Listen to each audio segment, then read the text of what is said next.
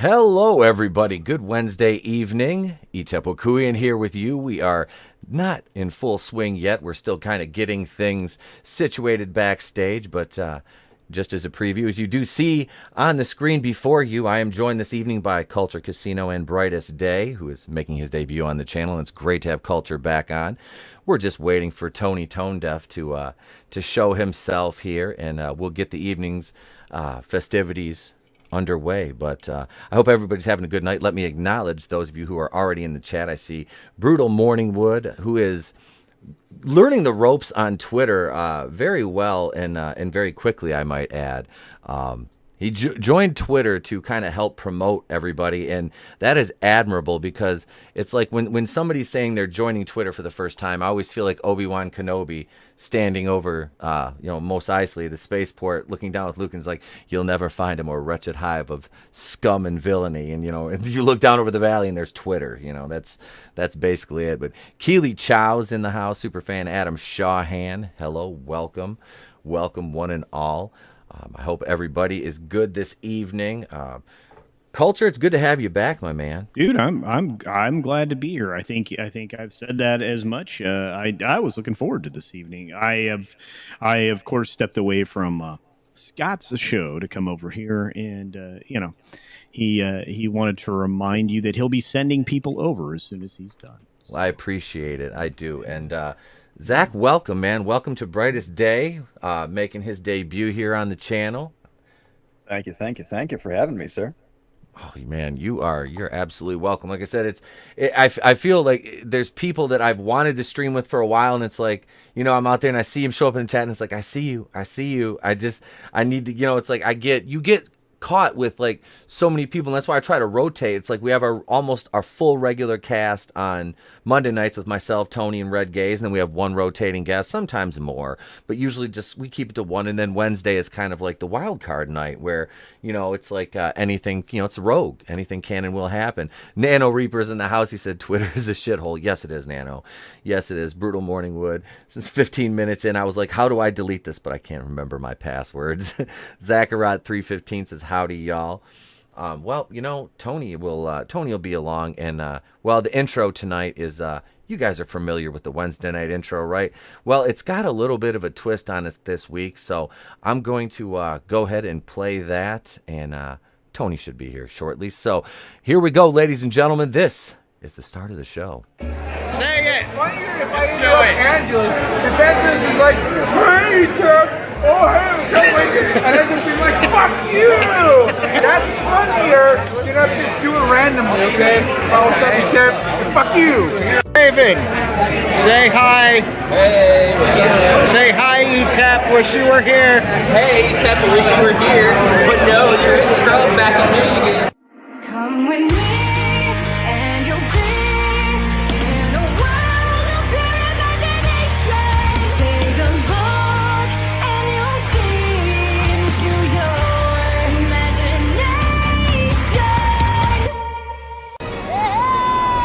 We'll begin with a spin, traveling in the world of my creation. What we'll see will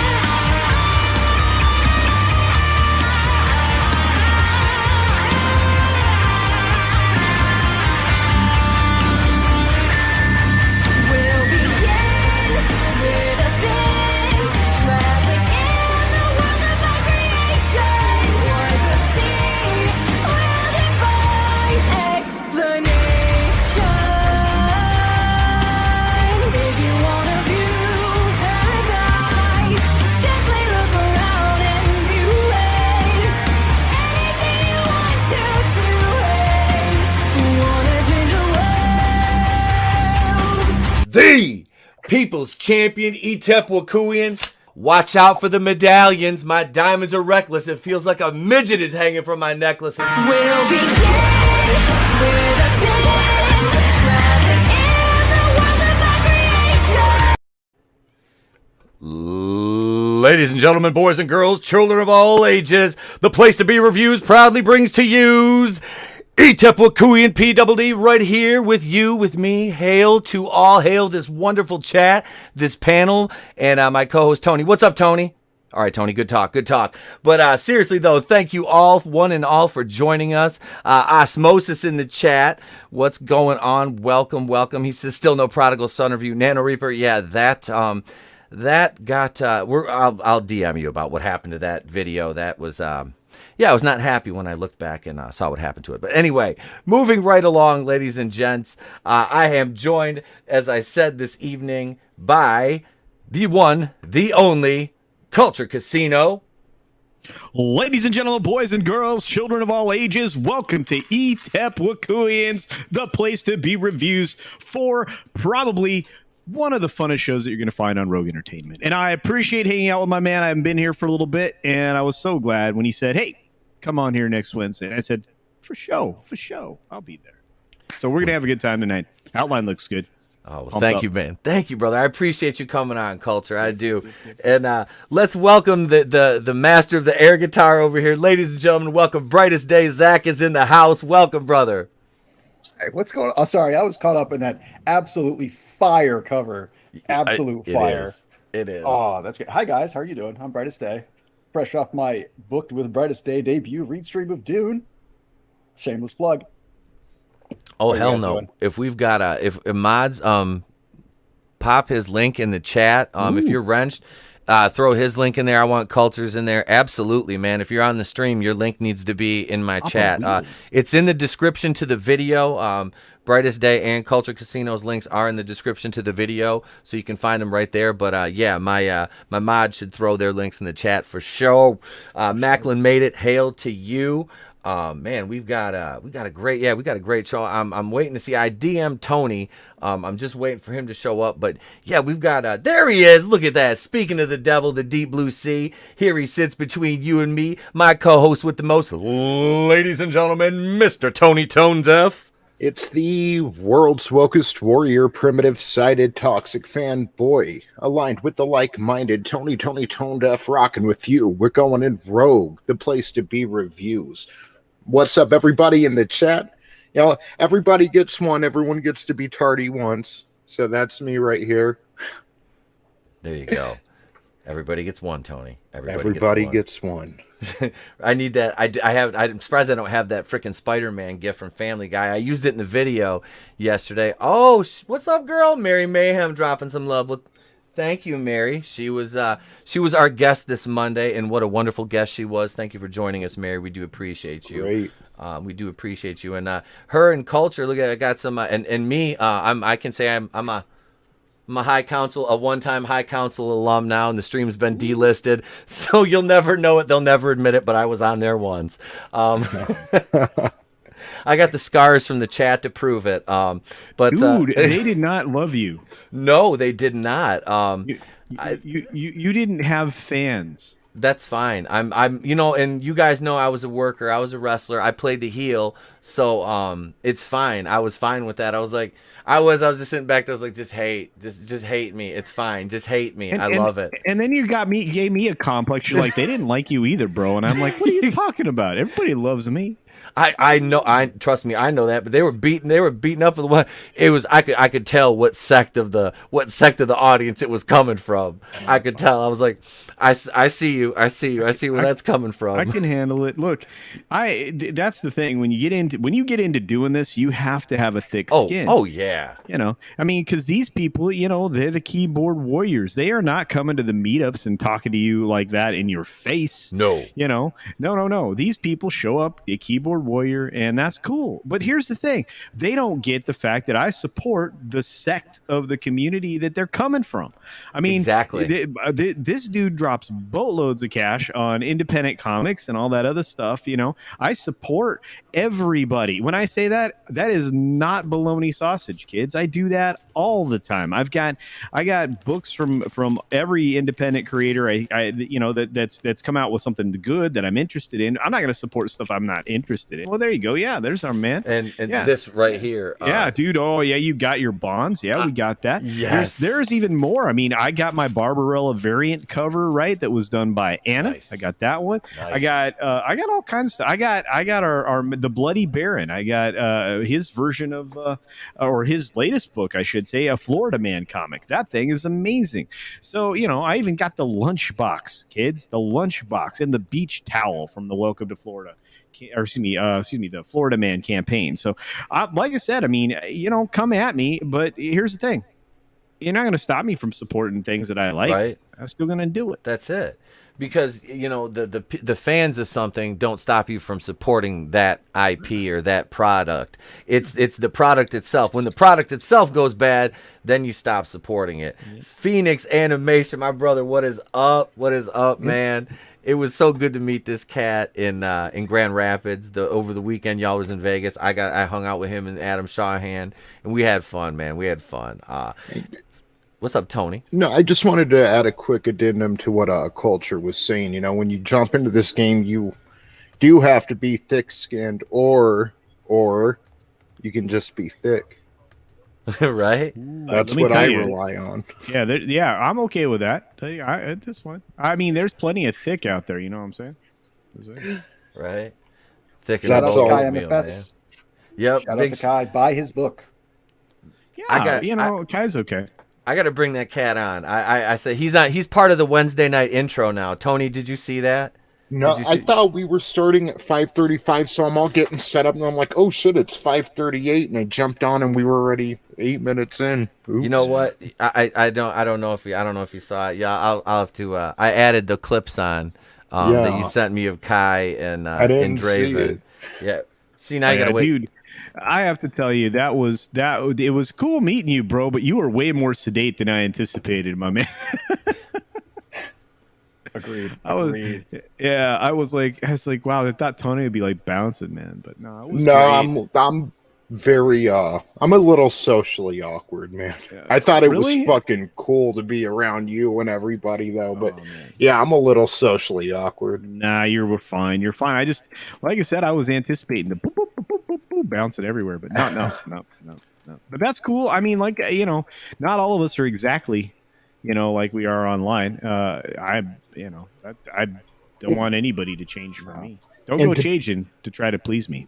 To be fair, like, this has been my main entertainment since 2017. So I'm like, everywhere I'm turning around, there's someone that I've been watching and listening to for years now. So it's like, there was a little bit of I don't want to say overwhelmed, just like, holy shit, like, yeah. Hey, people are like, oh my gosh, I can't believe I'm meeting you. I'm like, I'm just a dude. Right? What are you talking about? When I first saw you outside, you were opening the door. I was like, holy shit, it's Culture. Like, yeah, dude. Yeah. Well, yeah. I mean, what's up? Yeah. I was like, let's go get a drink. Of course, I wasn't drinking. I was buying drinks for others or giving away my tickets or whatever because I don't drink and drive, and I was the driver. I drove to both events and I drove everybody around. That's just me. I don't, I was like, at one point I think we stuffed Kai in the trunk of the I heard about that. Amazing. Yeah, he's not going to live that down anytime soon. No, he volunteered. He's like, no, they voted me, and I'm like, you are a liar. Anyway, we had a great time. I can't wait to do it again. We've got a few more coming up in the near future, kids. So save some pennies, save some nickels, save some dimes. Apparently you can, if you're in California, especially San Francisco, just roll into your local CVS or Walgreens and just clear them out of the Maybelline aisle and sell that stuff. You'd be good. Go to a swap meet. You'd be in good shape. Maybe she's born with it. Maybe it's Maybelline looted from maybe CVS. it's exactly. Maybe it's yeah. Grand larceny. If your setup at the swap meet comes in a black hefty trash bag, that probably was Express Five Fingers. I've got. Maybe she's born with it. Maybe it's larceny. There it is. There it is. Flip it. Yeah. Nice. Oh yeah, and I look. Why can't we start all shows with amazing covers like that? Oh, dude, like I said, I love that. I love that cover so much. I was like, it's copyright free because, well, it's a cover, so it's now my intro. And I was like, I was gonna hit up the band, and I'm like, the lead singer left a couple years ago. I'm like, and you've lost my interest. Because That's a real shame. You know what? I want to find that cover version, right? Karaoke, so I could do that on one of the karaoke shows that I'm on. Could you imagine me growling that out at the end? Nice. Sweet. I want to Yes hear. I and want to no. hear Culture do some screamo. Yeah. I do. I want to hear Culture do some screamo. I think, that'd Dude, be, I missed like 3 opportunities. So I would have loved to go to the Vocal Technical Institute. I had the offer. I had the offer to go to several colleges for my voice, but I just wow, a little inside baseball, more than I usually reveal. But no, I had been trained to that point through high school. Okay. For vocal and many other forms, and so I love singing, man. I love it. Karaoke's the best. Anyway, let's do this. I'm sorry I got off on the wrong. You're fine. I love karaoke, dude. It's so much fun. Like it is. It's fun. Leticia Wright hospitalized with minor injuries after a stunt rig incident on Black Panther: Wakanda Forever shoot. And this is sad because she seems like an absolute sweetheart. She's of sweetheart, yeah. She's of Guyanese. Is that how I say it? Guyanese? Yeah, exactly. Yeah. Guyanese descent. Came to, America, got her she said her acting career, big break in Black Panther amongst other roles, but she got chased off Twitter by a bunch of weirdos because she dared question the narrative and she literally was not being insulting. She was kind of asking a question, and even Don Cheadle threw her under the bus. So remember when Black Panther 2 drops and they say Leticia Wright was chased off Twitter by alt-right Russian trolls and bots and all this? No. It was the weirdos that got her. She was injured on the set of Black Panther 2, which is sad because, like I said, this woman, she's a sweetheart. She's an absolute sweetheart. Not too fond of the character. Character comes off a bit abrasive, but she's a good kid. So she was... Go ahead, Tony. You know what I was thinking of the other day? And yeah, I know she got snapped, but like all these people in Wakanda are supposed to be like the smartest in the world. They're advanced, okay? How come no one can create Pym particles except for Hank Pym? Copyright? Well, yes. Also, they probably didn't even think that they needed it, so they wouldn't have devoted the time to it. I would just think like they had the time to build a fucking infinity gauntlet, reverse engineer the particles. Mm-hmm. Anyway, yeah. I hope she met Harrison Ford in the hospital. Leave me alone. Just let me die. Where's Vinny when you need him? Yeah, Vinny does that really well. Vinny does that Harrison Ford voice fucking perfect. I just want my family. I want my family back. She sustained minor injuries while filming. Let's see, it was an overnight shoot. Injury with the stunt rig. Let's see here. Let's hide these articles. And that's it. Okay. So let's see. While the incident took place in Boston, the primary shoot has been going on in Atlanta. Going back to the end of June, Wright is reprising role as Shuri, along with Denai Guerrera, Danielle Kaluuya, Winston Duke, Lupita Nyong'o, Florence Kasumba, and Angela Bassett in the sequel to the global hit, with Ryan Coogler returning as director. It's out July 8th, 2022. So minor injuries, not too serious. Hopefully she'll recover quickly and be able to get back on set. Like I said, she's a good kid. That movie kind of has me... because the first one, I liked the first one, I really did. It's flawed to hell. But most of it was like Chadwick Boseman carrying it on his back was why I liked it. And I have Forrest Whitaker's eye is one of my favorite actors too. Not Forrest Whitaker, just his eye. But it's good. It's good. I know what you're thinking. Falcon's already thinking it too. Don't worry. I've already got it queued up. It's ready. Just go ahead. Tell me, Falcon. You've got to do better. I know. I won't make fun of Forrest Whitaker's eye for the rest of the stream. I promise. To be but fair, no. I think Forrest Whitaker makes fun of Forrest Whitaker's eye. I still remember the first time I saw that meme. It's like when you smoke like a hybrid. This is what happens to your eyes. Like, Again, it's nothing some PIM particles can't fix. see, and Glinzer said no PIM particles, no Iron Man, no, or Hulkbuster armor, no shield helicarrier. Wakanda overrated forever.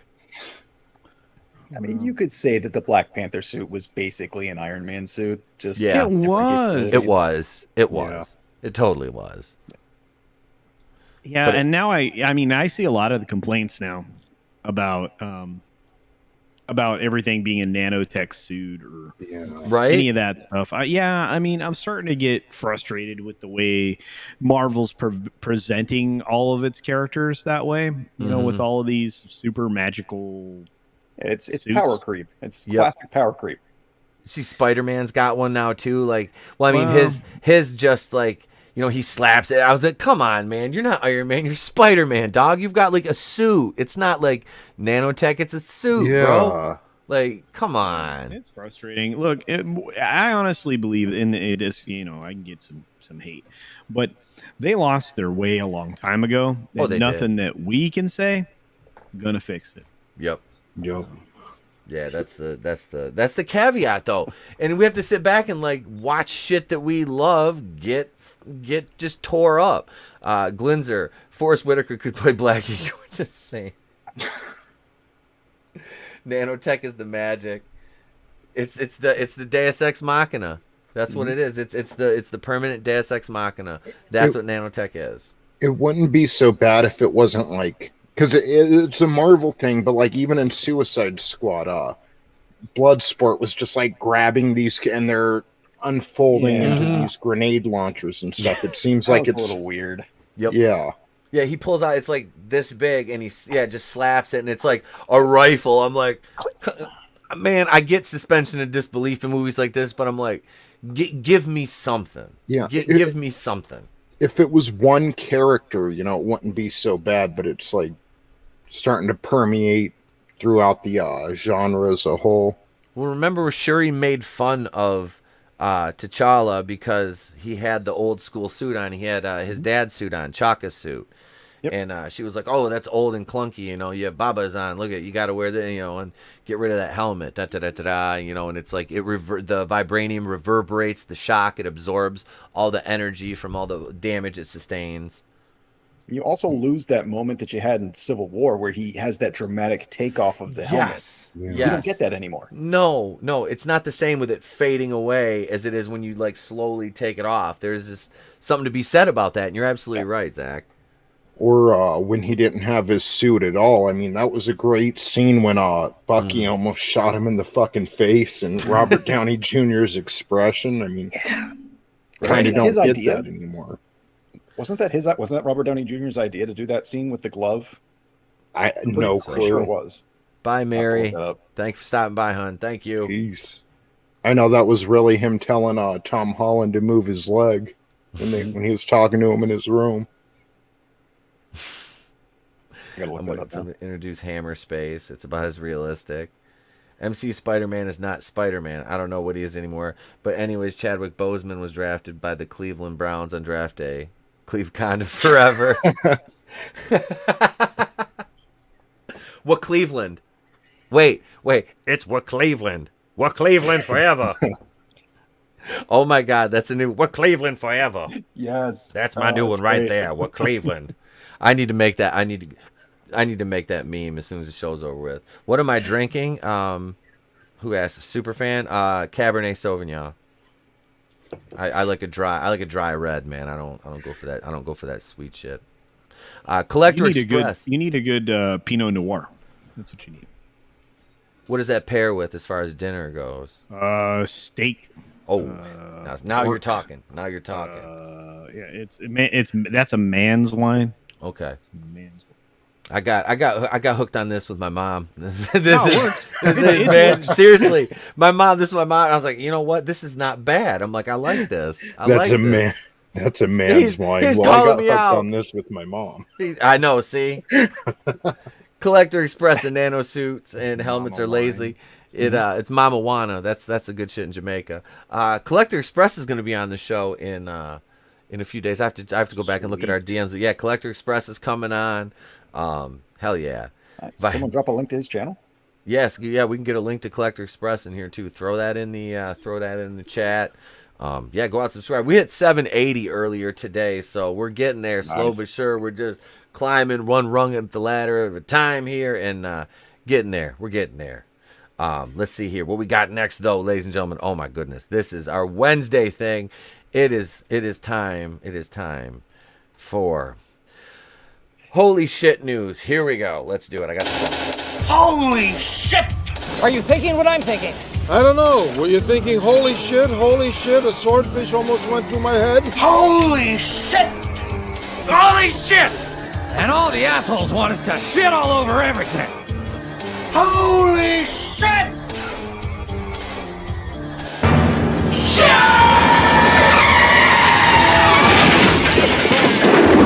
Where's the Tylenol?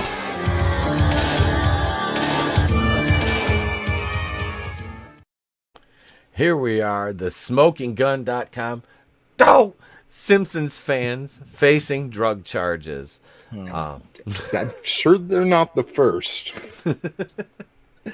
Oh, let's see here. Duo nab near Universal Studios Springfield attraction.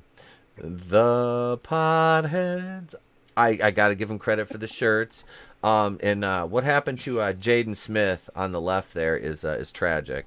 It's tragic. And when did Coolio lose the braids? All right, we're doing. At least Jaden's dressing like a dude again. He looks kind of manly, at least. Yeah. I'm glad you all are so specific. I'm very gender confused right now. Wait, is it Jaden or Willow? I can't tell. Are you sure that ain't R. Kelly after a few months in prison? Oh, let me tell you that he just started his trial. He's not out getting this thing done. He just started. Oh, he did. They just started a few days ago. I covered that in the 6 Minute like on Monday. Oh, I didn't. Oh, R's in trouble. Dude, are you kidding? When is R not in trouble? He's been in trouble since he had sex with Leah the first time when she was like 15, 14 or 15 back in like 93. This guy's dumb as bricks, man. Yeah. He was. Oh God, pursuing paranormal says those are my cousins. Rougeau better. What's up? Hail Pat in the channel. Hail chat in the panel. Hail Pat in the channel. There we go. Another glass of wine for this guy, ladies and gents. Hail Shat in the panel. What? Shat. Daisy Divine, what's going on? Hail. What's up, Daisy girl? You thick. Wait for it. God damn it. That's just a car. Damn it, Grace. But that's not the case here. There we go. Damn it, Grace. Wow. Hey, wait, there ain't no fluff here. That voice, it haunts me. I'll play the well gift for 37 do you realize seconds. how bananas that chick is, and she is like getting paid. Dude, she's got like 932,000 subscribers. I know, and I'm like, you are bananas, lady, but you were killing it. She was getting canceled on Twitter the other day too. They went after her because they didn't like that she reviewed Shang-Chi. God damn it, Glenn. Quartering up to? I want to figure out if she's still making 78 cents for every dollar the quartering makes. Glinzer ETEP wine cooey. This is true, Glinzer. All right, so 2 Simpsons fans are facing narcotics charges after a traffic stop Saturday afternoon in a Florida vehicle yielded an assortment of drugs from inside the duo's vehicle, according to an arrest report. Police say Milton Gardner, 36, was behind the wheel of a Chevy Equinox that was pulled over on an Orlando street by sheriff's deputies, who reported that the vehicle smelled of marijuana. Seated next to Gardner was Destiny Jackson, 22. Milton and Destiny, they have these things called their marijuana vape pens. They really don't smell like anything, so you might want to invest in one. They named their kid Destiny, hoping he was gonna grow up to be like a rapper, some famous ball player. Son, this motherfucker's getting busted outside the Simpsons resort.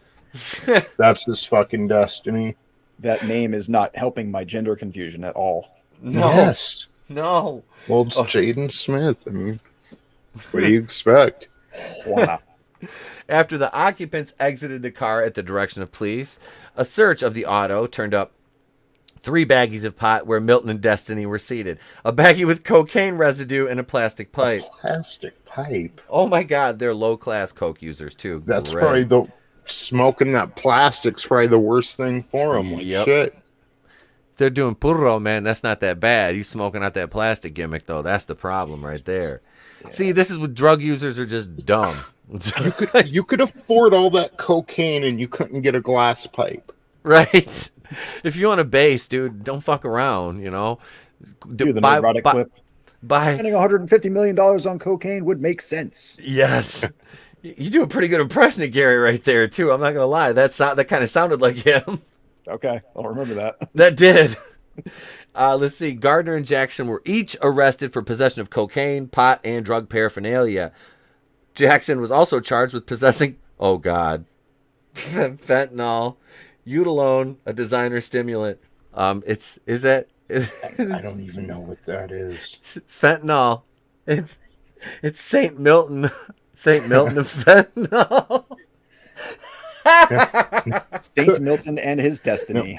No. When they were searching the car, was Milton and Destiny able to breathe? Oh fuck! Oh. Is she a mom? Because someone's gonna have to tell Destiny's Child. Oh. So.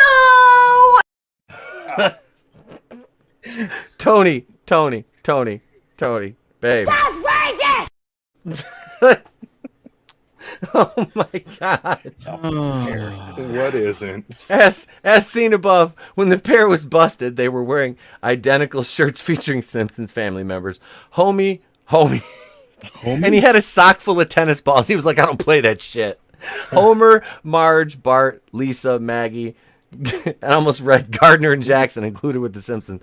Gardner and Jacksons were collared about a mile from Universal Studios, Florida, which features Simpsons-themed rides and recreations of Springfield landmarks like Moe's Tavern, the Quickie Mart, and Krusty Burger. I almost did the accent. I love how they felt like they had to list out the names of the Simpsons family members as though that were news. Right. Right. Look, in case you haven't heard, Tony, I'm telling you right now, this is a gig economy we live in, and you have to have X number of words in order to get paid your $50 for your article. So, makes sense. That's why it was plastic pipe, not just pipe. Mm-hmm. I got you. I want to highlight terms to be place to be reviews. If they also got found with laxatives, that must have been the best shit they ever had. The worst is if the laxatives were found to be in the actually, they use it's called Mambitol, and it's used to cut cocaine all the time. Mm-hmm. Yeah, the general manager of my strip club that I worked in always came in farting because of that. Oh, so. Yeah, massive amounts of flatulence around people that do a lot of coke. Yeah, well, I mean, look, if you're going to stomp on something, you don't want to kill your customer. Right. You use glass, right? So there was for a while, there was a certain amount of crushed glass that was cut with coke to bulk it up. Some people cut other things that weren't great, dried toothpaste and shit. I mean, there was a lot of stuff that went in that coke would get stomped with. I just got to say, at no point in Tony's sentence did I know what the next word was going to be. Oh, wow. Yep. Drugs 101, folks. Drugs are bad. Drugs are bad. Well, hey, you guys want an education on how to do it anyway. Culture's like, you know what? I plead the fifth. Let's see. I heard the Victorian area writer. 1, 2, 3, 4, fifth. Victorian area writers were paid by the word. Are the old ways coming back? Yeah, they have been for a long time, actually. In fact, this is a problem. So, the Writers Guild, right? It's divided in two. It's East and West, but you're allowed to intermingle, right, between the two, depending upon where you live. Well, the East started to take in a bunch of these digital outlets. and like BuzzFeed and Razor Fist, and I mean not Razor Fist, but like a bunch of these these things, but a bunch of these guys are these e-writers, and they all joined this union. And the problem is if they leave to go to the West Coast or vice versa, it's going to dynamically shift the finances for these organizations. And so right now they're deciding whether or not to split them into their own union, basically, because these people are about to become a huge drag on the union because those jobs are disappearing. BuzzFeed has lost in valuation over $100 million before its offering, and it's a special in its SPAC, so it can go public. So NBC, Comcast, Universal, whatever they want to call themselves now, is going to lose a lot of money in the deal. Look, I'm telling you right now, digital media is not where it's at. Paper media is not where it's at.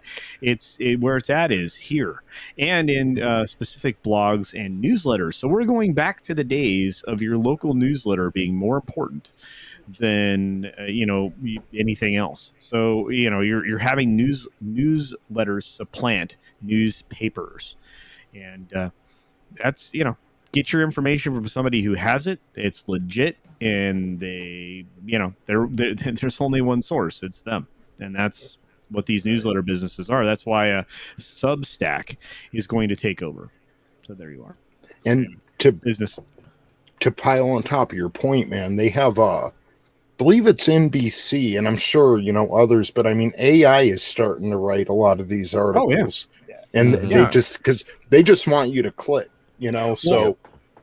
Actually, I'll let me add on top of that, Tony, is we covered this because I'd been playing with an AI writer for a while, because I'm writing a couple of things right now. I'm writing a film. I'm writing a TV series, stuff like that.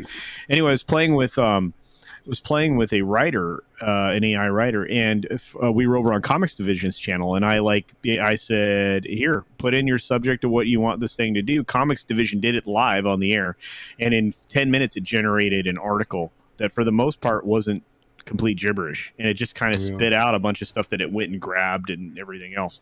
It was amazing. So the more you can refine your search, the better the article will turn out. And then you can just go back through it, do a little minor editing, and you're done. And to the normie, it can either be complete garbage, made up crap that just is a bunch of pull quotes from places, or it can be, sometimes it turns out to be really well written and could definitely be something that somebody could submit. And it's and they're cheap. You can get into these things. Anyway, sorry, I easily pull streams way outside of what you want. So you say that's amazing. I say that is frightening. It is frightening. Oh, it is. Deep fake and digital voices that are coming. This is all just leading towards this black world they want to put. Yeah, actually, the vocal phonetic engines can take my voice and replicate it, so you wouldn't be able to tell the difference. Yep. And since I'm willing to have a digital mask of my face taken at absolutely the highest resolution possible, which is called RAW. Then people could replicate me in the future after I'm long gone. Yeah. So I would be like Max Headroom, I need to do that. The world needs me. Digital ghost. Yeah, I don't mind. I mean, and that's how these stars are going to set up their estates for their families going forward. Mm-hmm. They'll just leave the likeness, and the likeness will be licensed, and and the estate can license the likeness for X to who, for how long, or for a film, and they'll get a paycheck. And you know what? Look, it's the same thing as like what happened with oh gosh, who was the guy that was just banana crazy that built planes? Howard Hughes. Howard Hughes. Oh, yeah, Hughes. His wealth came from a drill bit company, right? Because there was only one company that could make the bits that would do all of these different things that his family's company that made drill bits could do. So he just kind of took that money and leveraged it, and that was, again, that's how you build wealth in this country. If I were, again, talk to somebody like Valiant Renegade for that, for family planning, for your financial needs. But that's how you build wealth, is generationally. Wealth does not show up in one generation. It is a generational process, and it only lasts 3 generations if they well, don't keep that trend no, going. no.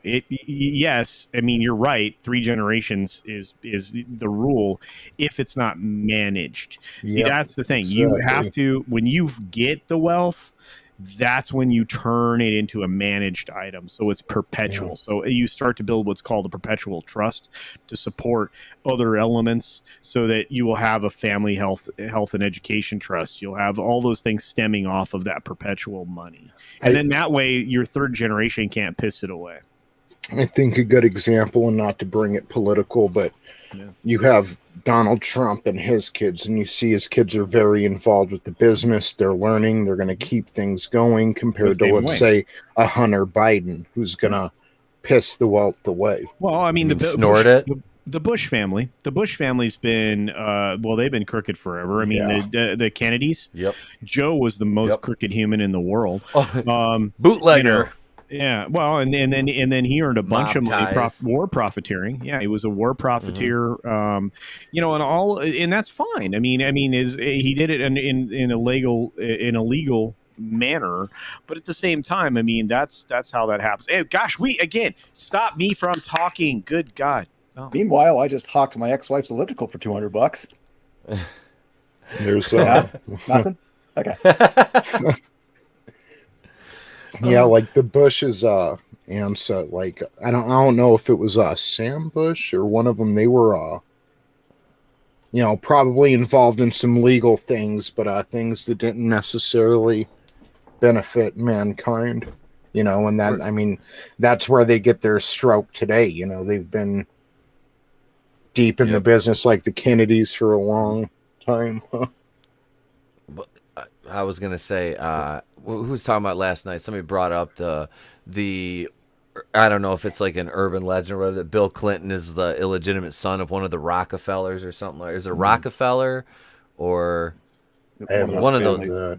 One of those families like that. I would believe that. You can.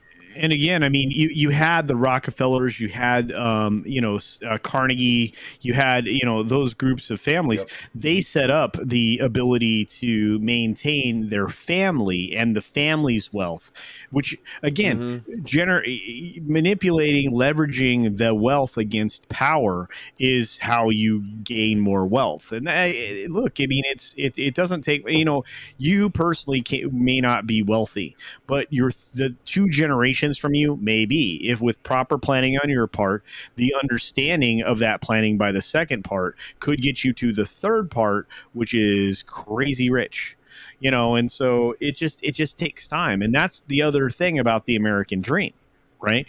The American dream's available to everybody. It takes self-discipline and awareness for you to realize it. And again, you can do it in 1 generation, you can do it in 3 generations, or you can never do it. It has to do with discipline and hard work. The benefits of hard work can be realized. Go out and get it. And that's the kids in school have been taught not that anymore. They're taught that. They're taught the opposite. Yeah, there is no Merc in the dream, and I'm like, you are freaking marooned. There's a giant Merc in the dream. You know why? Because I'm living it. It is what it is. That's what I was gonna say. I'm basically living that dream. I got to basically retire at 38 and just YouTube, and I don't have to deal with the stresses of working for somebody else. I have to substitute teach a classroom full of little monsters every now and then, but you know what? That's okay. I love them. They're great kids, and I enjoy being there because I'm the only male teacher in the building. So it's like, and it's nice because like they like me, they're familiar with me, So it's like, and if something goes wrong, like I feel safe, it's like I'm there. So it's good, it is, and it's a good school too. So I like it. I like doing that. It's rewarding and fulfilling. Not as much as reading articles about knife point felony robberies over a candy bar. August 19th. You're not you when you're hungry. A Florida man, because why wouldn't it be a Florida man? Was this Stephen Walton? No, it didn't involve a tree. A Florida man is jailed on an armed robbery charge after allegedly trying to steal a Snickers candy bar at knife point in a Wawa convenience store. A clerk told police that Eric Minto, 49, entered the Largo store late Tuesday night asking for free food. Minto, who lives in a Clearwater apartment 8 miles from Wawa, had his request denied by the worker. At that point, Minto allegedly pulled out a folding knife, opened it, and pointed the weapon at the clerk, saying, "Don't make me do something stupid for a Snickers bar." Wow. The victim handed Minto the candy as he was in fear for his life. He already did something stupid for a Snickers bar. Literally by doing that. Look, I don't know why this guy was after a Snickers. I mean, he's already the fresh maker. Minto's fresh and full of robbery. Minto, the fresh maker. Oh, that was a terrible joke. It didn't land. I'm gonna go. I'll be back. It's okay. It's okay, Culture. It's all right. But then he left the candy bar on the counter when he left. What a dipshit. You know you're going to get arrested for this shit. Like, I would have ate the candy bar. Of course it was in Pinellas County. Why wouldn't it be? They're all in Pinellas County, I swear to God. It's either Pinellas or Broward. When the Pinellas County Sheriff's Office deputy later questioned Minto, he admitted opening the knife but denied threatening the clerk. Seen above, Minto reported that he was attempting to trade the knife for a Snickers bar. The barter claim was unpersuasive. He's locked up on armed robbery in the county jail. He's held in lieu of $10,000 bond on one felony count. Wow. Shocking. What an idiot. What an idiot. Let's see. What do we got next here? We've got another one from, I think this ones that we got next is one that Tony sent me, actually. Tony. Oh, wait. Aren't there normally breaks? Don't we usually like break a break? Yeah. And then, like I feel like we're all in the same. We're in the middle of the same segment right now. We're still doing the holy shit news segment. We've done 46 minutes and we're still. This is my fault. I blame me. No. This is the second. This is the second segment, bro. You're good. You're good. This one. This segment with 3 topics. Okay. With 3 headlines usually takes 45 minutes to an hour, so it's fine. All right. Okay. We're used to it. It's all good. Because I brought out the bush. You know. No, you're good, Culture. It's all good, brother. Somebody had to do it. All right. So this is another holy shit news story. Mountain Dew Flamin' Hot set for release later this month. I don't need to go any farther than that headline to say that is the end of fucking civilization. Why would you do that to Mountain Dew? Like, I don't really even drink soda. Stupid. I don't drink soda, but Flamin' Hot Mountain Dew just sounds like a terrible idea. Why? Right? No, soft drinks are supposed to like turn the fire off. Yes. I think that's just like skipping a step for the target audience. just pre-mix the flavors and they're just gonna, save yourself the Cheeto dust. It doesn't make any sense. Hail Tina Bojan. How are you? Hi, Tina. How are you? A few years ago, they came out with Swedish Fish Oreos. And if you like Swedish Fish, I'm not, but something about gummy candy with chocolate wafers doesn't sit right with me. But I want, I think those would go perfect with Flamin' Hot Mountain Dew for whoever I think it's all marketed towards the same person. Look, here's the thing. I mean, like I like spicy stuff. Yeah, but right, but I mean, like, I'm not gonna drink like a Red Hot drink, right? I'm gonna eat Red Hots and then I'll have a soda, right? But I'm not gonna. I don't want to skip the step. I want to be able to turn off the fire. Yeah. It doesn't make sense. Maybe it's good. Wait, I'm not gonna pass judgment. I might try it. We'll see. This sounds like something you mix with Fireball to forget your weekend. Yeah, you're gonna get claimed. Hail Gilkman for what? Oh, that shit. Damn, these ads. Yeah. Ad blocker, man. There we go. I know. Hail Gilkman. Yeah, so this is just another sign. This is just another sign the apocalypse is upon us. You got Flamin' Hot Cheeto fucking Mountain Dew. Like I said, if I'm a drink, I now in my earlier 20s, I didn't eat as properly and drink, water enough. I drank a little too much soda and a little too many beers. And James Clark, artist, hail to you, hail to you. Glinzer jalapeno milkshake. Yeah. See, I'm thinking flaming hot Charmin is next. No, thank you. Yeah, that's at that point. I'm going to hit the unsubscribe button because I have no interest in that. It's just toilet paper with like Taco Bell fire sauce already mixed into it. No, thank you. Yes, like you'll have that red Cheeto dust on your You know what? hands. And the people in Florida are going to be like, I got this problem already, not adding to it. You know what I'm saying? Hey, pop-up blocker. I'll give you $1. Go away. There you go. Kanye West files to change his name to Ye. Oh. Yay or ye? Yay. He's a gay fish. It doesn't matter. He's a gay fish. It Look, doesn't. he's holding his breath in that picture. He is because he's getting underwater. ready. He's getting ready to jump underwater because he's a motherfucking gay fish. So long, gay boys. There. Didn't he Little just Ken Jong action for that? Didn't ass. he just like build like a house in the middle of a stadium to do like a music video? I don't know, but probably. Dude's Yeah, that bananas. sounds about right for Kanye. He's like, I'm Is gonna he run still for- married to the? Go ahead. Is he still married to the Hobbit? Is he still married to that Hobbit? I don't know, dude, but They're, I do know divorced. this. Oh, they're divorced. Okay. Yeah, Good for him. He ran. He kind of almost sort of ran for president. I mean, He did. yeah. I mean, and then he's like, no. I'm like, hey, hail, praise Jesus. I'm preacher. I don't know what he's doing, man. Dude's bananas. Jesus is, and that's the thing, man. That was, let me give a shout out. Hail, Angelus Draven. What's up, brother? What's up, Draven? I hope you saw the intro because you're featured in the Wednesday night intro now. Hail to Soul Assassin. He says, yay, yay, West. So Kim took the con in the divorce. Yep. Kanye gonna want George Strait to sing check yay or no. Oh man, let me tell you. Nice. You be I having get a that. good I day. understood that reference. Why do Americans wear sunglasses inside? Because so they can see visions inside. My sunglasses at sunglasses at night. So I can. There we go. There's a little vocal harmonizing right there. All right. Hey, someday I'm going to create a non-latent network that we can do duets on for Croaky. That'd be so much fun. That'd be so much fun. I would love that. I want to do. I would love that. 7 Bridges Road. So I'm going to need 4 other dudes that know harmony. I don't know anything about music. I just kind of. I just fake it. I'm still waiting on someone to come out with the mystery footage of me singing karaoke in Vegas that I'm pretty sure exists. Oh, it really? does exist. I've I don't. heard If said you footage pay of it. attention to the world class, we did. What was it?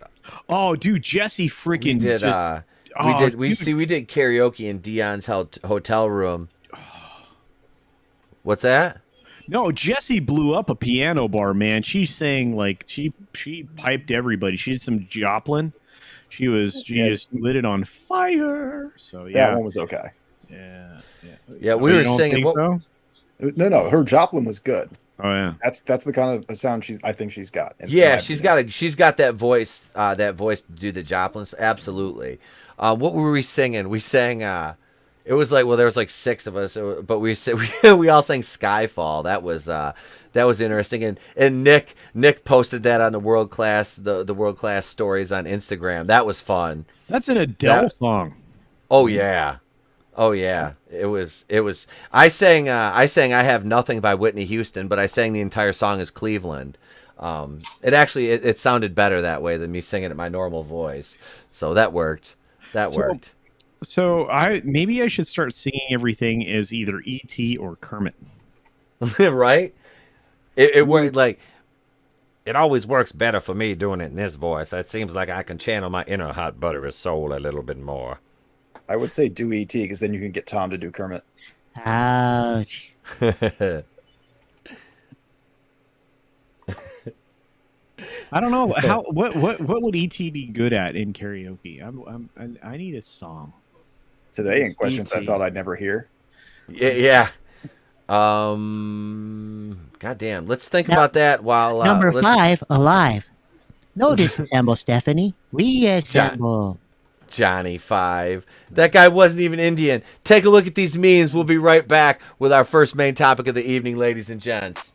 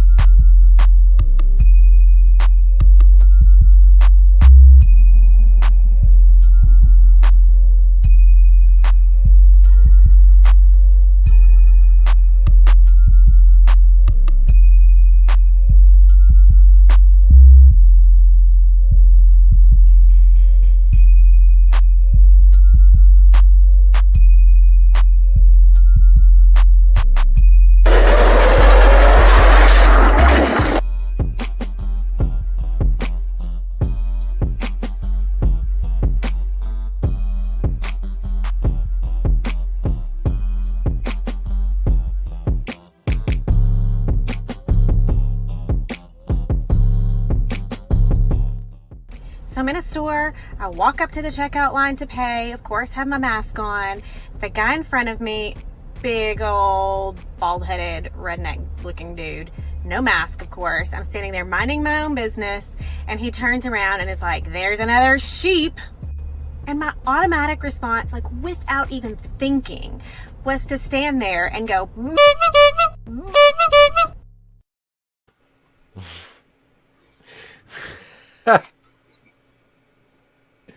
Well, I think we got to preview what that mouth can do. Well, hey, yeah, We're getting crazy. That's a deep cut. That's a problem. That's the problem is I have, and oof, Same. Oof, man. I think we all have. Yeah. You know, and when you try to end something like that, it's like they said, it's like tipping over a Coke machine. You got to rock it a few times before it finally tips. Yeah, that's the way it goes. So here we are. Oh shit! Wait a second. Wait, I think for this one, hang on. We're talking about Kathleen Kennedy here. Wait a minute. I've got somebody here who probably will have something to say about this. I don't know. Hang on a second. Greetings, Dominions and Doomentites. It is I, Doomtap, here with you to spread these rumors I got from Reddit. I mean, my sources. So take them, of course, as always, with the usual truckload of salt. Kathleen Kennedy at Lucasfilm, she's fired again. I'm just kidding. I've been saying that for 3 years, and yet you still send me super chats. Rumor, Disney to renew Kathleen Kennedy's contract as president. Wait, what? My entire life is a lie. Son of a bitch! Doomtap is done. I mean, that's it. I'm out of here. I don't know what happened to this guy. I don't know what he's doing, ladies and gentlemen. It's Doomtap. I don't know what the fuck he's doing. He might be at Horror Hound. He might not. I'm just saying Doomtap might be there. A brand new rumor claims the Walt Disney Company will renew Kathleen Kennedy's contract as president of Lucasfilm. Of course. It comes from Mikey Sutton at Geekosity. Slow your roll over there, Todd. It's all right. Sutton states, sources indicate there were never any discussions to fire Kathleen Kennedy despite rampant online speculation and rumors. I wonder where those rumors came from. Sutton even quoted one source who told him it's not like Kathleen wrote or directed any of those films. In Disney's minds, they brought in billions to their bank accounts. And she's just laughing at tears right now. You know she is. She's evil that way. Another source told Sutton Kathleen Kennedy won't be Lucasfilm president at this point, only if she decides to retire. Disney strongly believes she will continue guiding Star Wars to greater heights. The source added, she will have the power she's always had. Yeah, so what say the panel about this? Culture, you be I want to send this one over to you first, honestly. This seems pretty spot on, unfortunately. Well, she's going to remain the head of Lucasfilm. There's at least for an extension. This is the part that I think maybe we need to focus on. She has to be extended. She has two things still in the pipeline that are hers, right? So no matter what, she'd be in the building regardless. Now, this is never, this is the problem. It'll never take her name off of anything that came out while she was in that position. Her name's going to be on that shit forever, right? So it's it doesn't do Disney any favors to keep her in that position.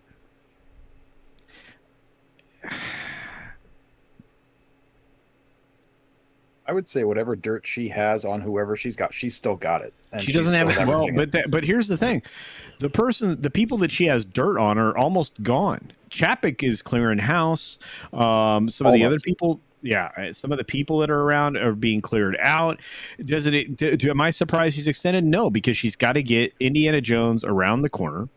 Yep. And she has to get this other, shit and bone or whatever the fuck it's called thing out there too. And so once all that dust is settled, I anticipate that she will head off to her happy retirement. She's not going to get, and this is the truth going forward. This is the stuff most people understand. Chapek's not going to sign long-term details with anyone. Or details. Their contracts are going to be incredibly limited, right? The details of those contracts are going to be short. You're not going to be detailed for a long period of time. You just aren't. So you're going to see these deals at a year and a half. You might have an 18-month deal. You might have an extension that's a year. You might have an extension that's 6 months. So she is going to be extended. Yeah, and she will eventually ride off into the sunset, having essentially torched Lucasfilm completely at that point. Based on everything around the storyline for Indiana Jones, not excited about it. If the story elements that have been fairly accurate so far prove to be true, including the imagery that we've already seen in the locations that we're already shooting. So some of the stuff that we'd already told in advance is already coming true. This is the problem with Lucasfilm. It leaks like a sieve. So, think about the last two Disney Star Wars trilogy films. We knew about everything. Nobody believed the first set of rumors for the Ruin Johnson version of Star Wars. We knew that, but we knew that in advance. We just were dismissing it like crazy. Like, there's no fucking way they're going to do that. They're not going to do that. They did. In the last film, beat for beat, that shit came out exactly the way that it leaked. And so it's one of those times where I go, this isn't in the best interest of Lucasfilm. But again, I see her staying there until she's finished these last two things, and then she's toast. Oh well, and don't forget about ruining Willow, which I'm not sure exactly the extent of her involvement is in that. So, but and then as far as information that comes in and out, Mikey missed a little bit on this, but again, it's fine. The stuff, again, it comes down to an extension. That she's being extended. She's not going to get a giant contract. Yeah, and that's the thing. My sources. Yeah, look, people may talk to other people. People may give them information. Unless you can corroborate. This is the thing with journalism. That's why I don't ever want to be a journalist. Unless I could corroborate something, I never want to present it. Because even as a rumor, if I haven't heard it from more than a couple of different places, it's hard to do. Yeah. I mean, unbeknownst to me, when I actually had a copy, or I had insight into the contract that Kathleen Kennedy had originally, I didn't know they'd extended her. I had no idea. So I was going to celebrate a day that she was going to be gone. A lot of people do that. But unfortunately, we're going to be stuck with her a bit longer. And that's just the way it is. But, she has nothing else in the pipeline. The stuff that's going to come out is they're learning a lesson, a valuable one right now. And that's one of the reasons why Feige's trying to claw onto power. Thank you for showing that picture. Feige's trying to hang on to his power, and it could be slipping away because the performance of his films, whether or not they showed up on a streaming service or not, is irrelevant, has been going down because the projections were going down. before we even headed into the global crisis that we just went through for the last year and a half.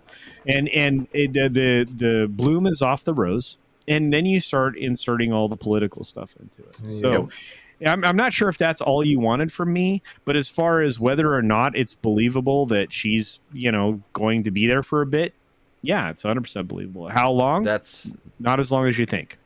That's what I wanted, man. You have that insight, brother. So that's why I kind of defaulted to you on that one. Yeah, but Chapek, like I said, Chapek isn't going to upset the apple cart. But he will find somebody to replace her, and he's already finding somebody. I guarantee you, right now, he's thinking of names to replace Feige, and he's thinking of names to replace because Alan Horn's out the door. I know a lot of people don't know these executive positions. Alan Horn and Alan Bergman share essentially the joint management of everything cinematic. So if you don't think Kathleen Kennedy answers to anybody, she has 4 people over her head. People don't know that. Alan Horn fired James Gunn, didn't he? Yeah. So Alan Horn has some strength. So it's a KK on the left. Yeah. But no. So you have these two. You have these 2 people that will eliminate. One of them will be eliminated soon, but they'll put somebody else in there that'll also be over this. So ultimately, you have to answer to Bergman now if you're Feige or KK in that pecking order. So. And Chapek isn't going to accept for much longer underperformance. So when you hear the Midnight's Edge guys talking about that, that's pure business 101. So I've been listening a lot to what Cameron Pasha says, and it falls right in line with everything at Lucasfilm, everything at Marvel, and everything on the animation side of Disney now. So I like when they have Cameron on. I really like his insight. He's a bright guy, and he's well connected. He worked for Disney, so I mean, what do you want? It's not like he lost his contacts. So it is what. Anyway, I'm going to stop talking because other people need to talk. But I just got to think of what you said that I wanted to say that you didn't say. I wanted to bring up Cameron because Cameron is usually gung ho about telling the truth, or at least as much of the truth as he can get away with, and he spares only those details that he needs to for his own protection and safety. But for the most part, he's a reliable source. As far as this whole situation on a macro level, I think, and it's funny that you mentioned the leaks from the ruin of Skywalker, because that's basically when I became introduced to guys like Gary and the rest of the fandom, is about that time, and that sets up this. I kind of felt like when that came out, we as fans had started to become conditioned to accept that the worst possible outcome in news is probably what's going to happen. And more times than not, that's what's happened. It's why we can start to predict things so accurately now. So this becoming, the truth, the thing everybody feared, like if by now you hadn't had a realistic view to just expect the worst case scenario, you're the only person that got caught off guard by that. Yeah, that's it too. Like you said, and that is a great choice. Like, conditioned to expect the worst, and it's sad because like I started as a Star Wars and Marvel channel, and I have 68 Batwoman videos, and I haven't done a Star Wars video in almost 6 months, probably. Well, what is there? There's nothing to talk about. What is there positive to review? Bad Batch wasn't, mind blowing. You were given half-assed Mandalorian stuff.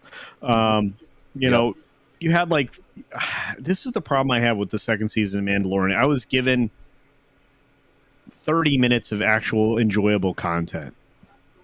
Thank you. Out of the whole season. And that's not Favreau's problem. I mean, that's because of the way he's forced to write. And that's, Favreau gave us the MCU. A lot of people want to credit Feige. No, that was a Paramount beginning. Favreau. It was Favreau. And the same thing with, Mandalorian. The enjoyable moments are what he could get away with during the course of storytelling. He had a few more in the first season than he did in the second season. And instead of being able to write a movie, he's doing a television show. And this is a movie guy. I mean, this is a movie guy. When he writes a movie, it's awesome. When he, directs a movie, it's awesome. I'm sorry, and I have a lot of respect for him, and I want him to be successful. The guy that I think is not the best in the universe is of course Filoni. Yeah. It is what it is. I've never liked him, and I don't like that. I like Ahsoka as a character, but Ahsoka died twice, as far as I'm concerned, and I'm done with that character. Yeah. So she pulled a He-Man? Is that what you're saying? At the very least. It's funny. I'm asking Nano Reaper. Nano Reaper said that he doesn't trust Dave Filoni. He doesn't like him because he wears that generic. He wears a Walmart cowboy hat. He says, I don't trust anybody who wears a Walmart cowboy hat. Clone Geek, what's up, brother? He says, always remember that Favreau directed Elf. I know a lot of people that like Elf. I think I own that, honestly. It's I don't mind it. I just get stoned and watch it. It's like one of those movies where I can just get high and watch it. I don't give a fuck, My kid thinks it's funny. I'm like, all right, cool, bud, whatever, it's fine. Hot take, I don't think Will Ferrell's funny. I think Will Ferrell has been funny in like maybe three movies total. I liked Step Brothers, okay, but yep. A lot of that was John C. Reilly also. Oh, dude, John C. Reilly's a shit. I like Talladega Nights. I don't mind. I like Talladega Nights, Step Brothers, and what's the other one? Fuck, I can't. He's think good of as it a right secondary character. Ron Burgundy. Yeah, the first Anchorman movie. The second one was dumb as shit. The second one was dumb. I'm like, it was just, it was as bad as like Sharknado 6. You know what I mean? Like you're just trying. Night at the Roxbury. Thank you, Glinzer. I always forget about that one because it's so long ago. Yeah, Night at the Roxbury. Oh shit, bro! You gotta watch. You gotta watch seen that. Enough of the skits. Just watch it once. You have to watch the movie once. It's fucking terrible. Watch it. Do it. I'm sending you a copy on Blu-ray. I'm pretty sure I hated Will Ferrell until Step Brothers. I'm like, okay, maybe he's not so bad, and then Semi-Pro dropped, and I'm like, no, I hate him. I didn't like that movie, and I hated him on The Office. I fucking hated Will Ferrell on The Office. I did. When they tried Kevin Hart, Get Hard. I never watched it. I was like, I'm good. Yeah. That was after Kevin Hart stopped being funny to me. That was like that took like 10 minutes. I'm like, Kevin Hart's first, because like I did stand-up comedy. I used to listen to a lot of stand-up, and I loved Kevin Hart when he first broke out. His first like Laugh at My Pain, and I can't remember his second one. But his first and second stand-up specials, his hour-long, were fucking fire, dude. But then he did that one at Madison Square Garden. It was like the biggest comedy special of it, and it was just like, for me, it fell flat. It's like he wasn't as funny. Comics, to me, you're funnier when you're hungry. It's like they get to that level of success, and they either go two ways. They either stay hungry and learn how to make their material stay fresh and adapt to their new position, or they just keep trying to do the same shit like the Redneck Comedy Tour.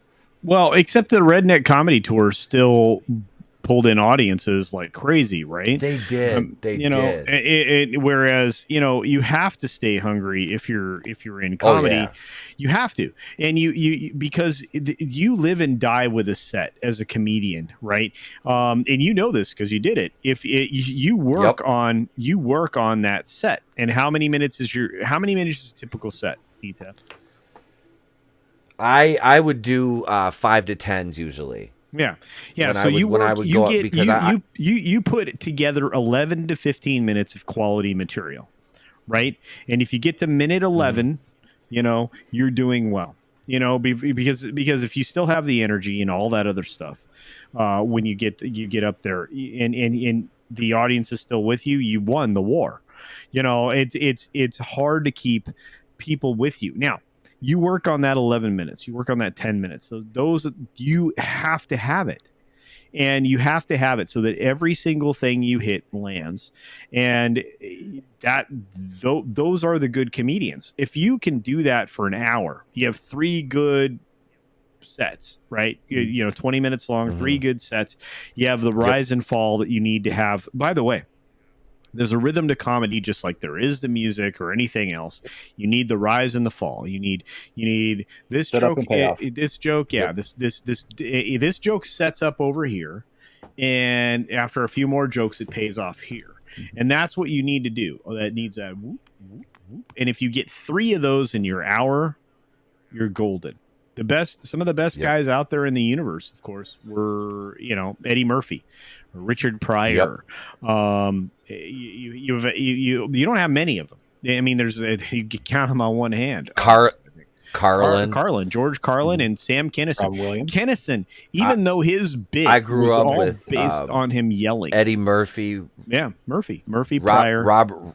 Murphy Pryor, Robert Wool, David Letterman, Jay Leno. Fucking Robert Wool was back in the 80s. He was, and people now are like, who? I'm like, Arliss, motherfucker. Get some culture in your life. Get some culture. Yeah, I'm like, go back and watch HBO. Like, you have HBO Max, go watch fucking Arliss, because it was fucking, dude's fire. You know, and that's, but there's not a lot of them out there. And so, you know, and that's the sweet spot, right? The sweet spot. So, real people that are artists, people who want to make good things, they work on them all the time. One of my favorite authors, and I'm not going to say the name here because someday I'm going to buy this dude's licensing so I can make freaking $1 billion. I mean, like, yeah, I'm gonna stack zeros. I mean, he's going to be nuts. You know, he worked on his material so much, and he gave it away for free. Then he started to charge for it. Then he did a combination of the two things. And every time he revised it, every time he worked on it, it's probably me roboting. Okay, it's my fucking connection. No, it's me. Good to me. Okay, nope, it's mine. It's my connection. Oh, okay. All right. Well, you're fine, bro. But I just, like I said, I mean, I know this author, and he's gangbusters good, and nobody knows him. This guy has material out there that is diverse, inclusive, all the buzzword bullshit that you want in Hollywood, and there's nothing going on there. And then there's Red Gaze, who also makes great stuff. I have his book, waiting for his comic. So good to see you, Gaze. Love you, bud. Yep. There it is. You haven't even taken it out of the package yet? What's wrong with you? I just got it yesterday. Oh, all right. You need to read the book, dude. Yep. Read the book. Yes. Dude, I have a stack of comics I bought at the last con. I have 14 books I bought, all Daredevil, Cap, and I had to buy the only ones I bought with Spider-Man was with the Black Cat because I have a thing for Felicia Hardy. I had to do it, but we are yes. I see you're a man of culture as well. Yes, you know what? It would be fine if hang on a second. I'm not even going to go into it. It's wrecked. Close to the top of the stack. Let's see. Talk about derailing. No. Trust me. I get derailed. Here it is. Right. This is probably my favorite cover of hers right there. That is yeah. Felicia Hardy's fire. They need to put her in live action to find they need to cast the right actress to play that role to fill that suit out properly though. Yep. That's the thing. Don't know who that would be, but no. We can think about that while we check out some memes before we break into the next topic. So we will be right back shortly after these memes, ladies and gents. Here we go. The number one song for the 10,000th week in a row. Hiya, hiya, hiya. Hiya, hiya, hiya, hiya, hiya, hiya, hiya, hiya. Wow. Hello, we are back, ladies and gents. Right here on Bounding into Comics. Those last two made me uncomfortable. Which one? The memes or the clips? Yes. The unnatural bend of that girl's knee. Yeah, that was not all right. In pain. Yeah, that didn't look good. And then the last one was I'm not sure I could be on the show anymore. I should probably. What the hiya hiya? That's not okay. Oh, that's on Seth MacFarlane. That's on. I'll put the Chinese hat on if that makes everybody feel better. I mean, it's fine. No, I'm a Jew wearing a Jew wearing a Chinese hat. It's fine. It's fine. Can I do the Mickey Rooney thing? Like in was that some was that some like it? What the hell was that? Not Some Like It Hot, wasn't it? No, I don't know. You remember which movie I'm talking about? Mickey. Tony, you made the damn meme earlier with Mickey Rooney and Shang-Chi. You know which meme I'm talking about, bro? What movie is that from? Tony's like, fuck this shit, I'm out. Good talk, Tony. Good talk. Fuck this shit, I'm out. Yep. Rumor: Doctor Strange is the new Spider-Man No Way Home trailer is actually not Doctor Strange. I did a video on this yesterday. I think like maybe 39 people watched or whatever, but that's cool. Not your thing. Nobody really watches Spider-Man videos on my channel. It's fine. Everybody comes for the Batwoman in the live streams. It's all right. I get it, folks. But what do you guys think of this? What did you guys think of the trailer, first of all? Zach, I want to toss it to you first, brother. What did you think of the trailer? And do you have any anticipation for this? And what do you think of the, Doctor Strange rumors here? Well, firstly, no, I have no anticipation for anything Marvel. It seemed like a lot of member berries. This is the same problem they had with the first few Spider-Man movies, where you had Iron Man and everything. Doctor Strange is Iron Man in this stand-in. They're so confident that Spider-Man can carry a movie by himself that they just shotgun secondary characters in there to fill the void of whatever Tom Holland's acting, void of talent is. And then I know we're probably going to get to it, but the hick Doctor Strange is the new Fat Thor, in my opinion. That's their attempt to deconstruct this character into something. Whether it becomes some other character or not, it's the new Fat Thor. Okay, all right. Do you think they were poking a little bit of fun at Strange then with that with him wearing like sweatpants and everything? Yeah. Well, no, this is not a rumor. We already know this is the case. The Doctor Strange that you saw in the trailer isn't the Doctor Strange. It's Doctor Strange. It's again, we are in the multiverse now. Yep. Are you excited? Not particularly. You shouldn't be. Look, the trailer was great for being a trailer. The film is still not going to earn $1 billion. And unpopular opinion, I am not excited for this film. No, that's the thing. I hated Far From Home. Like, I hated it. It was that movie was terrible. Yeah. Like, it was horrible. This the trailer, I was like, okay, cool. I see Doc Ock. I got the Goblin thing. All right. I know that you're supposed to have what's his name? Thomas Hayden Church is Sandman back in it. Jamie Foxx is Electro. Toby and Andrew. I'm like, okay, so you're throwing everything at the wall to see what sticks. All right. You're making up for the last one. I've kind of liked Homecoming. I knew what we were getting because I covered it when I worked in radio. And I've said this a million times. I covered that shit when I worked in radio back in 2014 when I started, because that movie was starting production back then, and they were talking about race swapping a lot of the cast and doing all that, and I was covering that on the radio. So it was no surprise to me when that came out. The execution of the movie was Michael Keaton saved it, in my opinion. Michael Keaton really brought a lot to that movie as Vulture. He made that character. He made me care about that character. Which really before that I was kind of, well, you're going to get to see him again as Vulture. Yeah. And that, to me, that's cool. I want to see Rhino again, and hate on me. Let the hate pour in. I'll go heel. I like the mech Rhino suit. I do. I liked it. I didn't mind it at all. You can't really hate on Paul Giamatti. No. But you're gonna, like I said, you're gonna see some of these characters again. I mean, Craven, he's got a solo movie coming out in 2023, right? Who's playing him? The kid from Kick-Ass. Aaron Taylor Johnson. Yeah, he's fucking ripped. Yeah, he got yoked for that movie. Dude, he is yoked. I've never seen somebody do so much to get ready for a role. He's giant. Yep, I remember now. Craven's got to be jacked out. That guy's a fucking freak, dude. Yeah, and he's a beast right now. And he looks way better than he did in Kick-Ass. Kick-Ass. Yeah. Good. He was already bigger when he did, because he was in one of the Godzilla movies, right? He was a little bit bigger. Yeah, he was in 2014 Godzilla with Bryan Cranston and Scarlet Witch. He's bench pressing like Volkswagen buses right now. So dude's Hell getting yeah. jacked. But no, it's this thing. It's like I like Green Goblin. Think it's going to be great to see Willem Dafoe again, right? Doc and Ock, man, I'm just Melina. That's Melina. Yeah, well, you're going to get to see 2 versions of Melina, just so you know. Okay, all right. Yeah, this is one of those weird things. You know, I'm not pumped for this film. I'm just not. Sinister Six is on the way. So is there's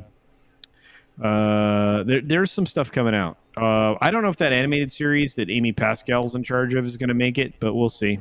There's some stuff that's going to get there or not going to get there. We'll see. That's stuck in development, isn't it? Her it's in development hell. Yeah, that's what I thought. It's been there in hell. Because I heard about because they announced 5 years ago. Yeah, it was because when Into the Spider-Verse come out like 3 years ago, wasn't it? Because it was before that. Yeah, and the Spider Women project thing is stuck in hell too. So we'll see what that does. Yeah, because that was supposed to be Olivia Munn directing that, wasn't it? We'll see what happens. Not Olivia Munn, Olivia Wilde. I'm sorry, the one. Yeah, Olivia Wilde. Yeah. And you have you do have a Spider Gwen on the horizon, possibly. When if you flip back over to the Sony controlled products, but I just I don't know. There's stuff out there that could get out there. What's their version of? It's not Gambit. It's the other character like Gambit. Crap, I forget his name. Stop it, Red Gaze. No, nobody wants to see Eric Foreman as Venom again, except for fucking Avi Arad, who probably still faps to that shit. What up? What about? Let's see. Clone Geek says Nick Utam wanted to make a war film, so he actually started a war and filmed it. Right, I love it, bro. The superior Olivia, yes. Except Olivia Munn did look dope as hell in that Psylocke outfit. Yes, man. I admit, visually she was actually a pretty good choice. She can't act. The Predator was that Predators 2018 proved that. She can be smoking, dude. I'm just saying. She's hot. She's hot as I've hell. seen her in some but stuff. so's Olivia Wilde. And Olivia Wilde has. But she's extra crackers. I mean, like you have like the regular kind of crackers, and Wilde's a little more crackers. The first time I ever saw Olivia Wilde was in the OC. She did a guest spot on the OC. She was bartending as a lesbian. I don't know what it is. It wasn't even in Gotham. I don't even know where the lesbian came from back then. But she was bartending and she was hitting on what's her name? Misha Barton. Yep, Misha Barton's character. Man, whatever happened to that little short-haired girl that hooked up with the Brody kid? That, you know what I mean? She was dating Seth for a minute. She was fine as hell, little short-haired thing. Don't know. Man, don't know. Critical drinker shit. All right, let's get into this article a little bit. Wait, I think we already covered this article. No, I'm sorry. Go ahead. We know the new rumor gimmick. Let's see what it says down here. The portrayal of Doctor Strange was very odd in the trailer, especially since he appears to completely ignore Wong's warning about the spell that will ensure the rest of the Marvel Cinematic Universe that will not remember that Peter Parker is Spider-Man. The characterization is completely off from the character we've seen in the past and recently in Thor Ragnarok, where he has taken his duties as Master of the Sanctum Sanctorum in New York very seriously. Now, is this version of Doctor Strange like the dude bro, like the Chad version of Doctor Strange? He's like, nah, I got this, fam. We're good. Fuck it. See, here's a problem. Marvel has destroyed so much of how things came to be with the last 2 series, with WandaVision and with Loki. Right? They put negative value on the stones, the Infinity Stones. Right? It's like, they destroyed that whole concept. God, I'm so unhappy about this. I think this is a more evil version of Doctor Strange, like one that's like less engaged in like the protection of humanity and just is trying to collect power out of his position. Yep. Wait. And I think that'll be represented on the screen. So the version of Doctor Strange that you see is not strange. You think that Doctor Strange is Mephisto? It wouldn't surprise me. Mephisto. That's in the One More Day thing, though. That goes along with the One More Day storyline. And that's been in and again, I mean, there's some heavy influence from that here. It was talked about in the script that One More Day was going to be play into this. One More Day is a terrible run, in my opinion. But I just I'm not a fan, so yeah, it is what it is. Here's the problem with talking comic properties. I'm so far removed from comics now, I don't even care unless it's independent comics. Right. Yeah, the gay wink tells it all. Yeah. I'll just buy the old stuff. Like I said, I bought those old Marvel, the Daredevil books and Captains. Those are all from the 80s and 90s. Yeah. That's the early 90s. That's the only things I'll buy anymore. I don't buy. Yeah, I won't. You get the back issue stuff. Yep. Absolutely. I won't buy. I bought those at the last con I was at. Everybody's collecting back issues and nobody's buying new shit. According. Look, if you listen to these weirdos on Twitter, though, they'll tell you that America Chavez is outselling everybody. You know what I mean? Look, if you sell 10,000 copies of toilet paper, I mean, it's still toilet paper. Yep. That doesn't, just because it's sold, don't make it good. That's what I said at one point. People, when people say, Captain Marvel made $1 billion, I'm like, yeah, and people used to buy pet rocks and Ford probes too, and they thought those were awesome. I was like, you talk about buyer's remorse. But it's just and that's the other problem with the Captain Marvel thing falls flat because you have so many non-anecdotal pictures of empty theaters. Yep. During the film run, it's like, okay, there is nobody here in this sold-out theater with me. Mm-hmm. That's not a successful film. If you can show proof that these things it was fictitious, that's our problem. And again, I mean, I strongly suspect that you're going to see artificially high numbers for the first weekend of Shang-Chi. That was my next one. Do you think they're going to do that with Shang-Chi? And it will fall off a cliff the second weekend worse than anything else has, right? Because nobody's buying the hype now. Because, first of all, the word triumph is now being used on every fucking movie review by every fucking critic out there. And it's hard to get me to curse, by the way. So you're starting to see that. That people are savvy to this. It's like, okay, you guys, essentially these were your talking points when you came out of the theater. Here, we would appreciate if you would say this, and here's this $100,000 gift bag on your way out the door. So, right? I want one of those. I want one of those gift bags. Those baller. Oh, dude, you just go to an Emmys or an Oscars. You'll be good. Question then: biggest flop between Black Widow, Shang-Chi, and the Eternals? Oh, Eternals. Yeah, that's what I think too. I think Eternals is going to flop at least twice as hard as Shang-Chi is going to. And Shang-Chi is going to flop. Tony, what do you think down there, man? It all goes back to what we were talking about earlier with Chapek, maybe having someone on the back burner in mind to replace Kevin Feige. I mean, if he were the genius that so many claim, and I've said this before, if he was the genius that so many claim he is, we knew there was going to be a decline in interest after Endgame. And he should have done everything he could do at that moment to just hit even harder, Him. What's that? It wasn't him. It was still Iger then. Well, I mean, but Feige should have. Oh no, I agree with you. No, Feige has benefited from other people's work all along the way, and a formula that was already in place, and he benefited from the initial directorial stuff that happened for the first Avengers film, right? So that kind of solidified, where the teams could go and this linked universe they were putting together. But, he dedicated himself to this agenda stuff, and now we're starting to see a massive change. So we'll have to see what happens. It looks like our friend Brightest is getting attacked by pets right now. So, anyway, but it is what it is. I fully anticipate that, and Chapek's not a genius, and neither is Feige. Chapek is a retail guy, and he made a promise to the stockholders that in 2 quarters they would be getting their freaking dividends again, right? I don't know how I'll hold that promise if he doesn't have a successful film, and he doesn't have one on the horizon. Not one. Yep.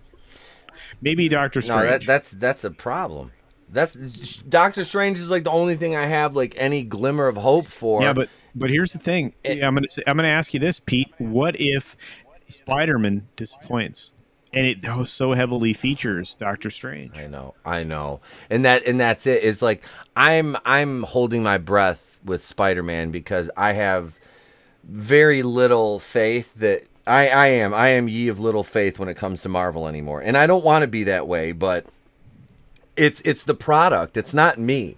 It's not me. I'm not Stan from South Park just getting old and everything sounds like shit. No, I'm not the only person saying it sounds like shit, but I don't live in an echo chamber because there's people around me that are like, I like this. I'm like, okay, what do you like about it? And they tell me what they like, and I tell them what I don't like, and we're still adults and we part ways friends. I'm not, I deal with the shrieking idiots. I got called a bigot the other day on Twitter. Well, that's a general fucking occurrence on Twitter usually for me, but whatever.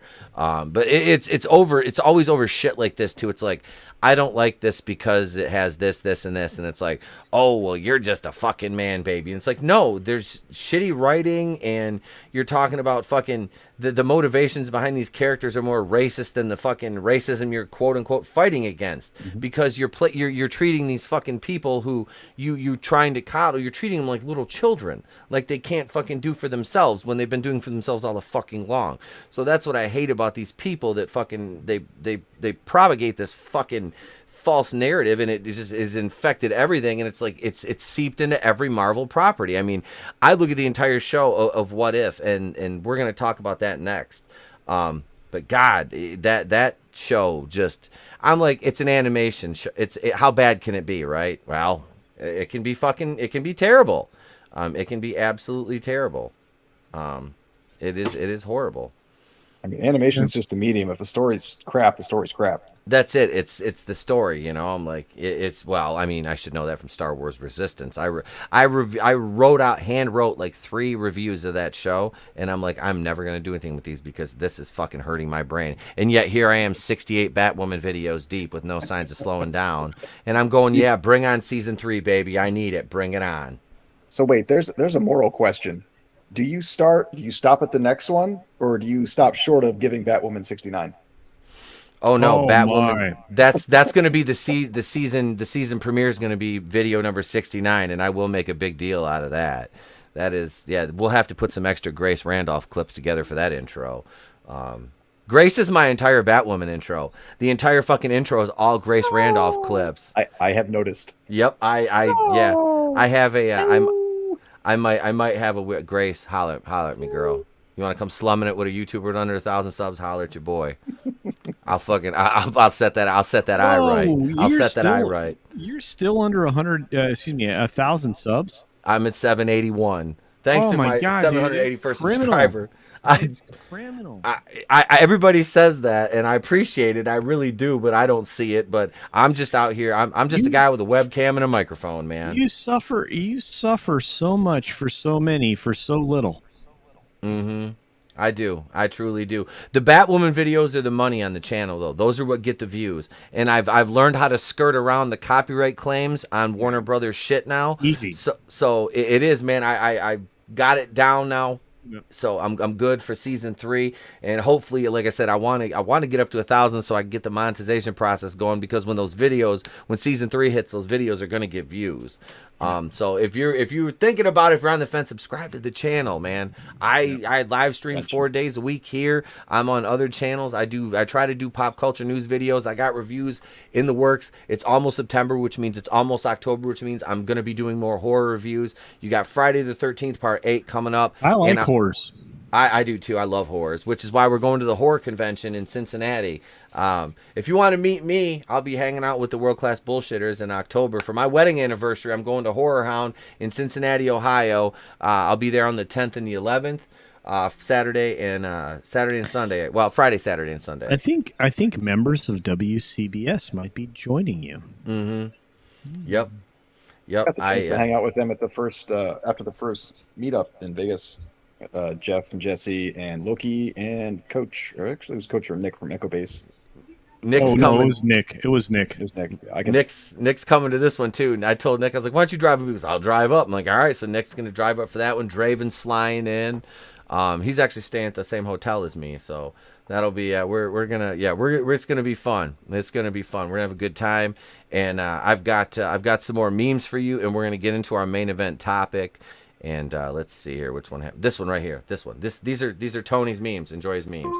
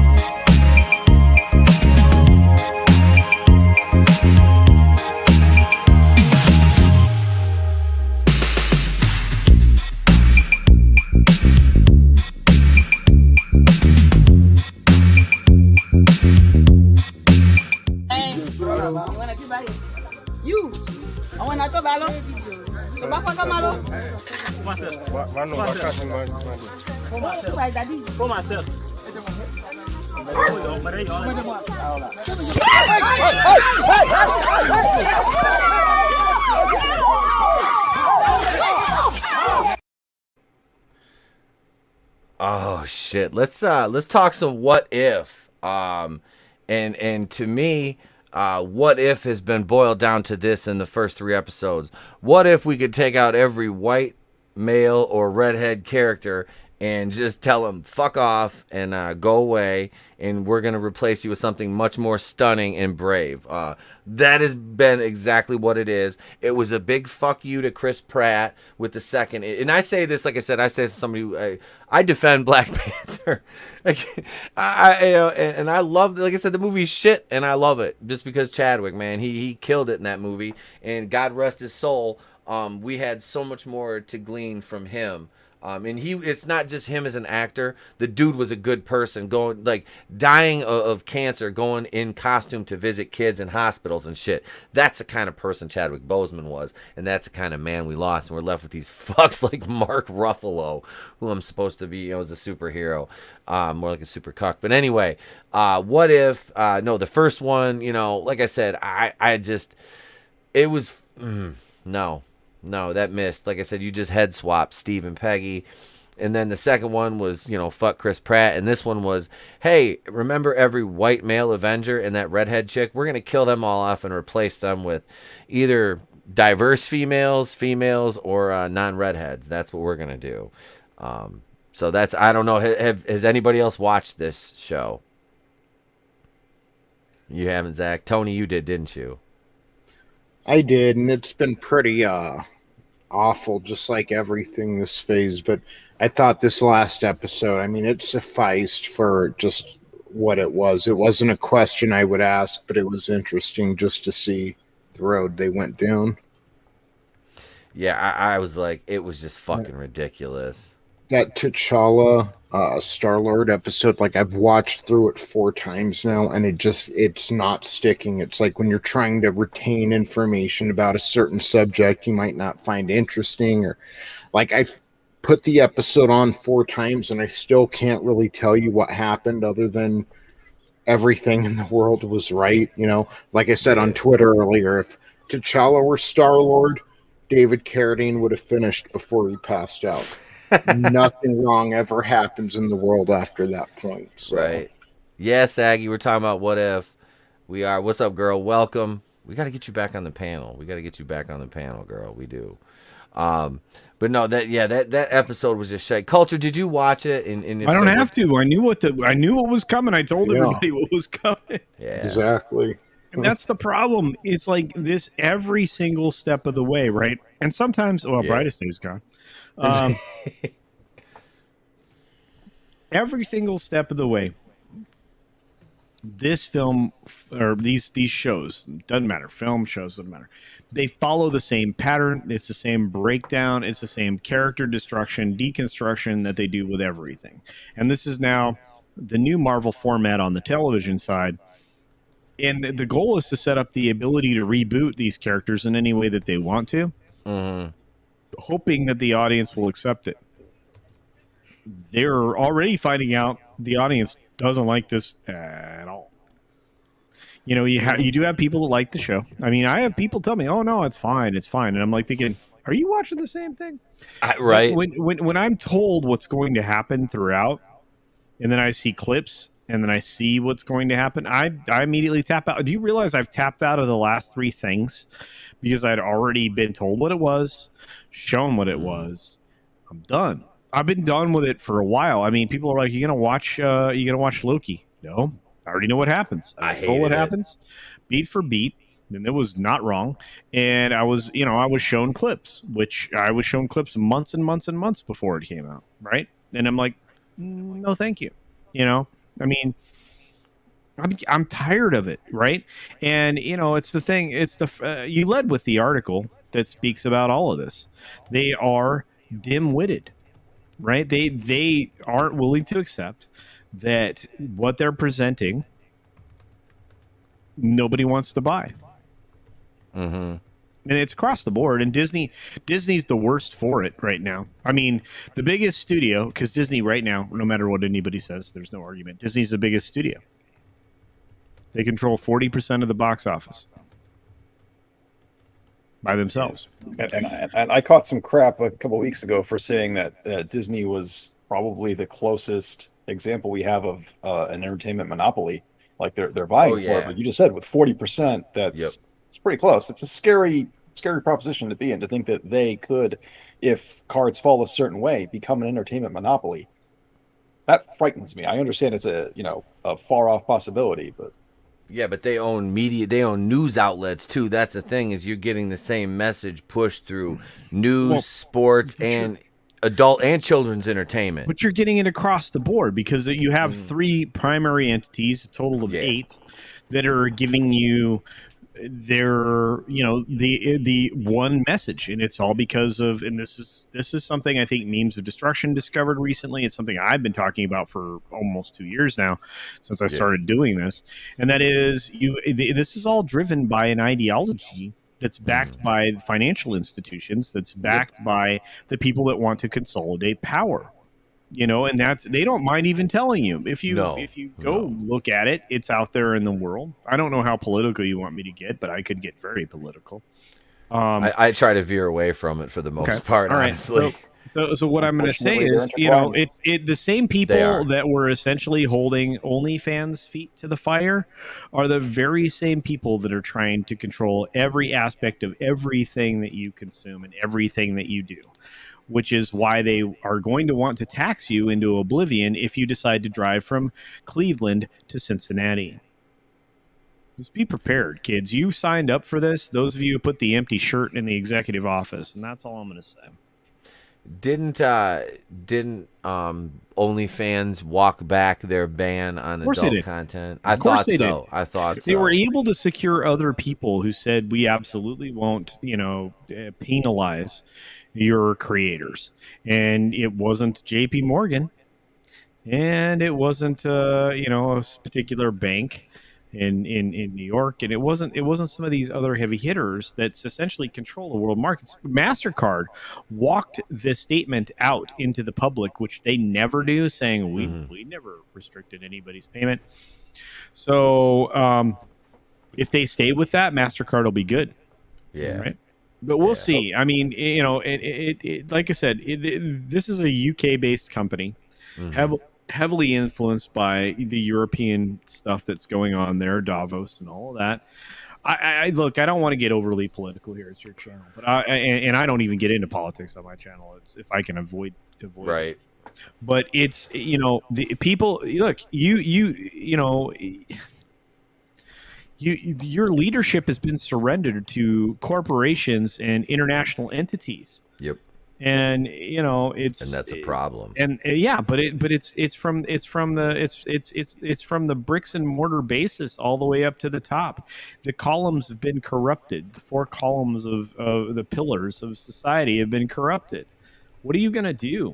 You have to change the power structure, and instead you voted them in. Or else, I'm not even going to say what I was about to say. I'm going to stop.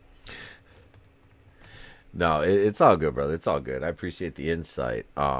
Yeah, that is though. I figured OnlyFans would walk that back. It was just a matter of time, because it's like they're gonna lose so much of their business. Like, well, but it wasn't.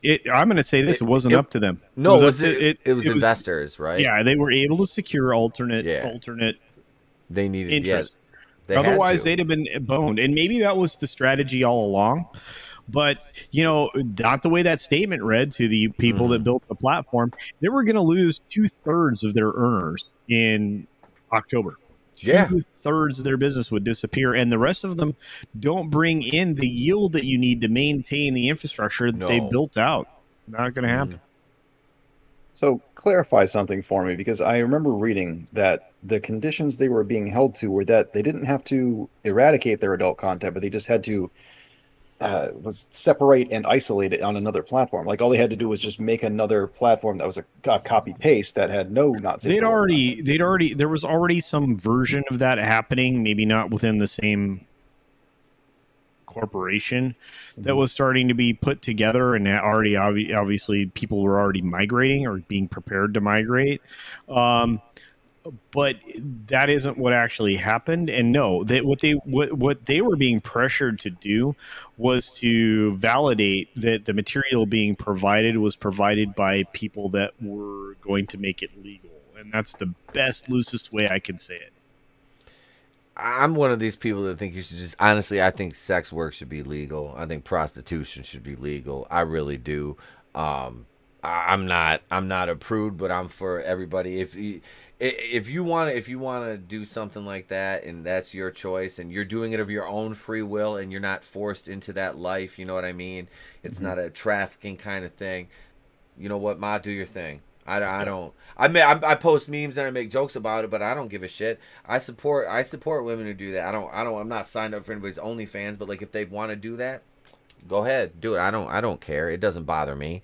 You ain't hurt. Like I said, I'm no prude. I don't give a shit. I'm for everybody making money, and there's nothing wrong with that to me. Wait a minute. Wait. ETIP. I thought you were signed up for my OnlyFans. Oh well, yours that hair. That's a different story, bro. I mean, not none of these hoes out here. These ethots. No, with the culture hair OnlyFans page, man. Just sitting there watching it majestically blow into the wind. I'm like, one day it's gonna grow so long he'll be able to make me a wig, so I too will have a culture wig. That's the reason this whole problem came about, is that quadruple X content culture puts out. the culture is one half of the hair to menace, right? Well, actually, there's three of us now. Oh, if you include you include Nick Weiser, that dude's got some hair too. I mean, there were all three of us were present in Vegas, and I believe Brightest Day can validate the quality of the hair. I'm just saying. Phrasing.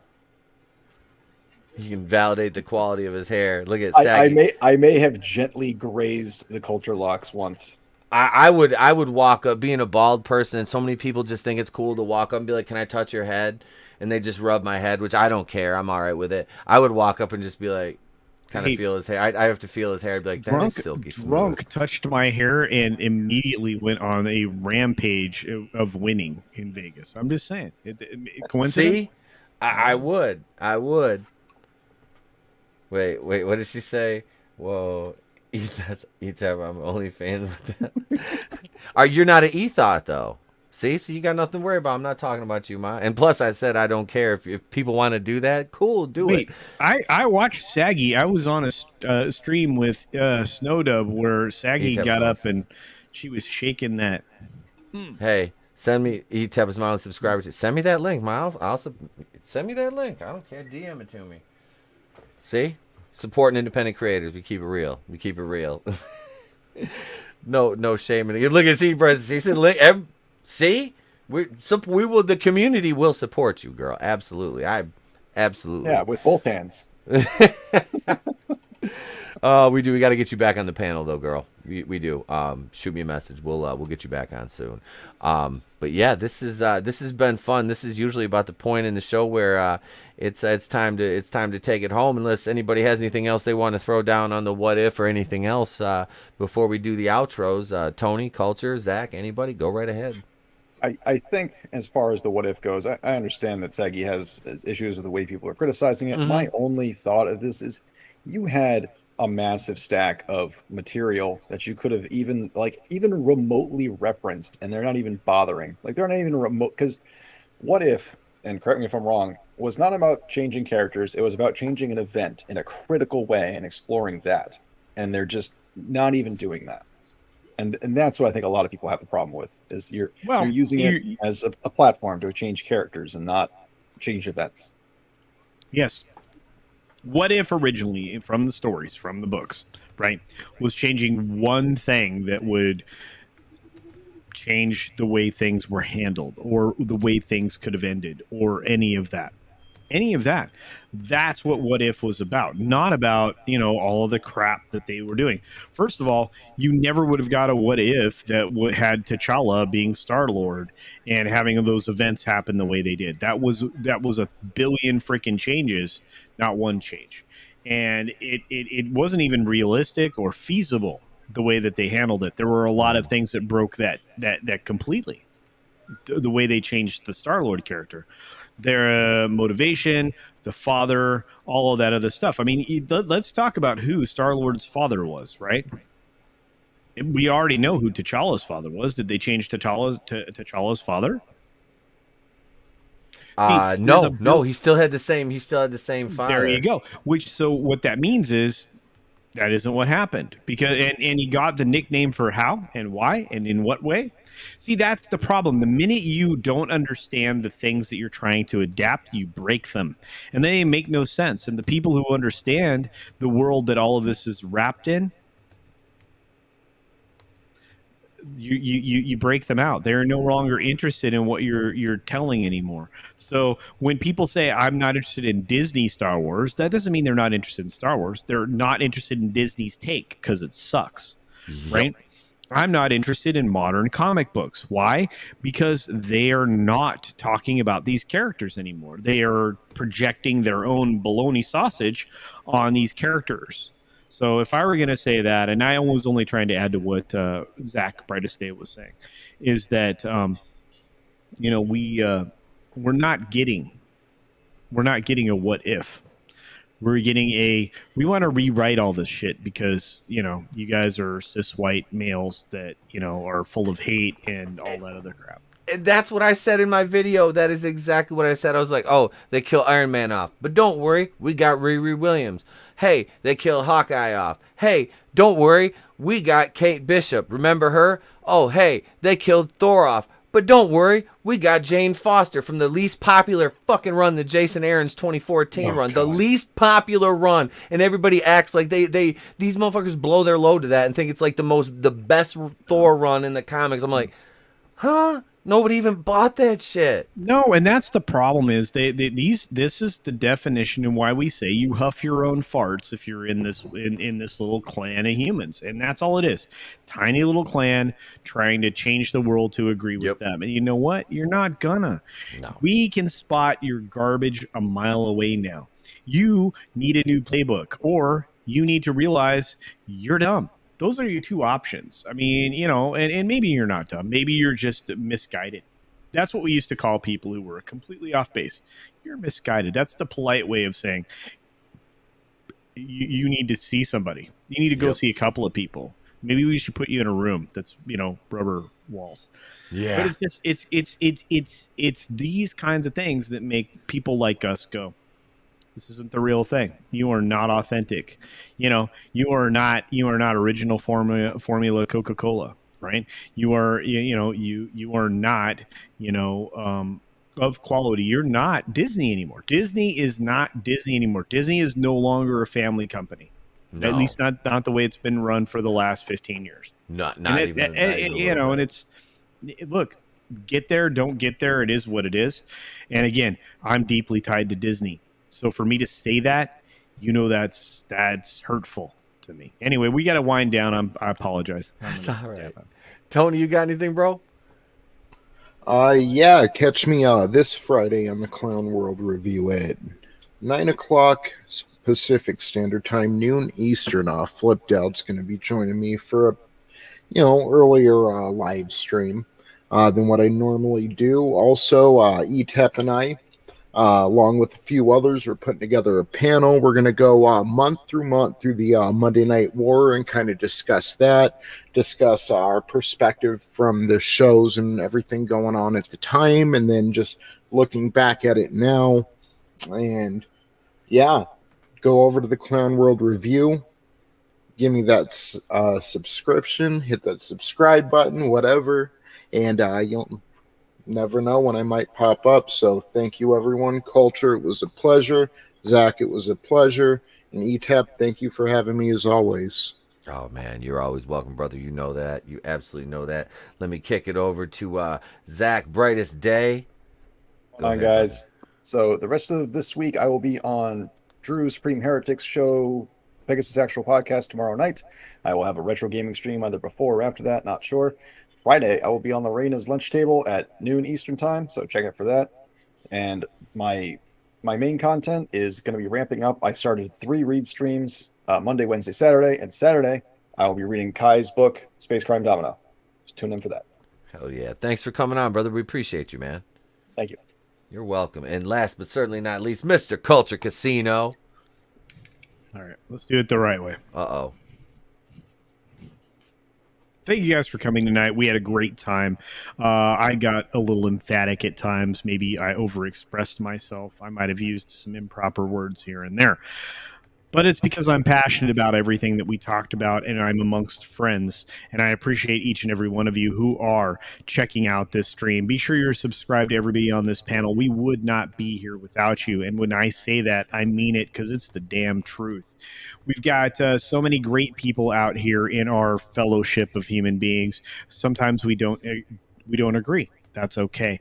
We always part as friends, and that's the way we worked around here for, I don't know, the better part of 265 years in this country. So, hey, guys, put your arms around each other at times, even if you disagree, but recognize when you're actually facing someone who is detrimental to the existence of freedom around you. I want to say, check out my channel if you choose. I don't talk politics. I talk about approaching pop culture and entertainment from the business side of things. It's a little bit different, but very much in line with the channels that I hang out with. And whether that be Midnight's Edge or World Class Bullshitters or Justin Proper or my friend here, ETEP Wakuian from the Place to Be Reviews, we focus on the things that are incongruous with life and not in a way that's aesthetically pleasing or that endorse the freedom that you were born with, not that you were given by government. Anyway, thanks for being here. And on that note, thanks for having me. I really appreciate it, ETEP. I love coming on your channel. I don't get to do it often enough. And I hope everybody has a great night. Well, thank you, brother. I appreciate you coming on, Culture. This has been great. So thanks to Zach for coming on. We're definitely going to have you back on, man. And Culture, you're always wonderful to have on. So absolutely, thank you for coming on. Tony, man, you're a fucking great co-host, dude. I'll be listening to your live stream tomorrow. I got the morning show tomorrow and Friday. Wait, you're on Friday. Tomorrow's Thursday. I keep thinking today. I have no idea. Thank you. It's Wednesday. Yeah. I'm an idiot. Hello, hi, my name's ETEP. I'm a moron. Nice to meet you. Self-deprecating humor is my speciality, much like my lack of hair. We don't have much time left. I want to get this out, get you guys on your way for the rest of your Wednesday evening, wherever you are, wherever you may be. Like I said, I'll be here tomorrow mornings with the Place to Be reviews. 9. I'm switching over to school time tomorrow, so just to get myself back in the routine. So it'll be 9 a.m. tomorrow, or actually, you know what? No, we're still off this week. We'll make it 9:30 tomorrow. 9:30 to 11 tomorrow, 9:30 to 11 on Friday for the morning show. And I will be on If PJ's doing the Orville review stream tomorrow night, which I think he is, I will be on with PJ tomorrow for the Orville. It's been a month. I've missed it. He's been traveling, hasn't been able to stream. So I'll be over there tomorrow.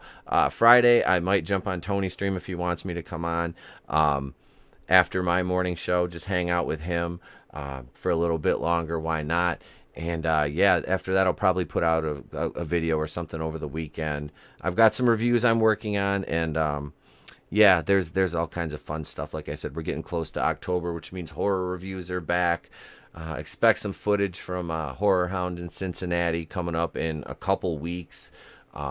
Yeah, it's going to be a good time.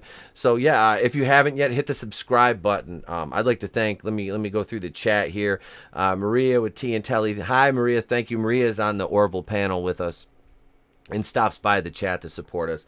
We appreciate it. Go subscribe to her channel. She has like one of those voices where like Elihu was telling her she should do ASMR. You've got one of those voices. You do.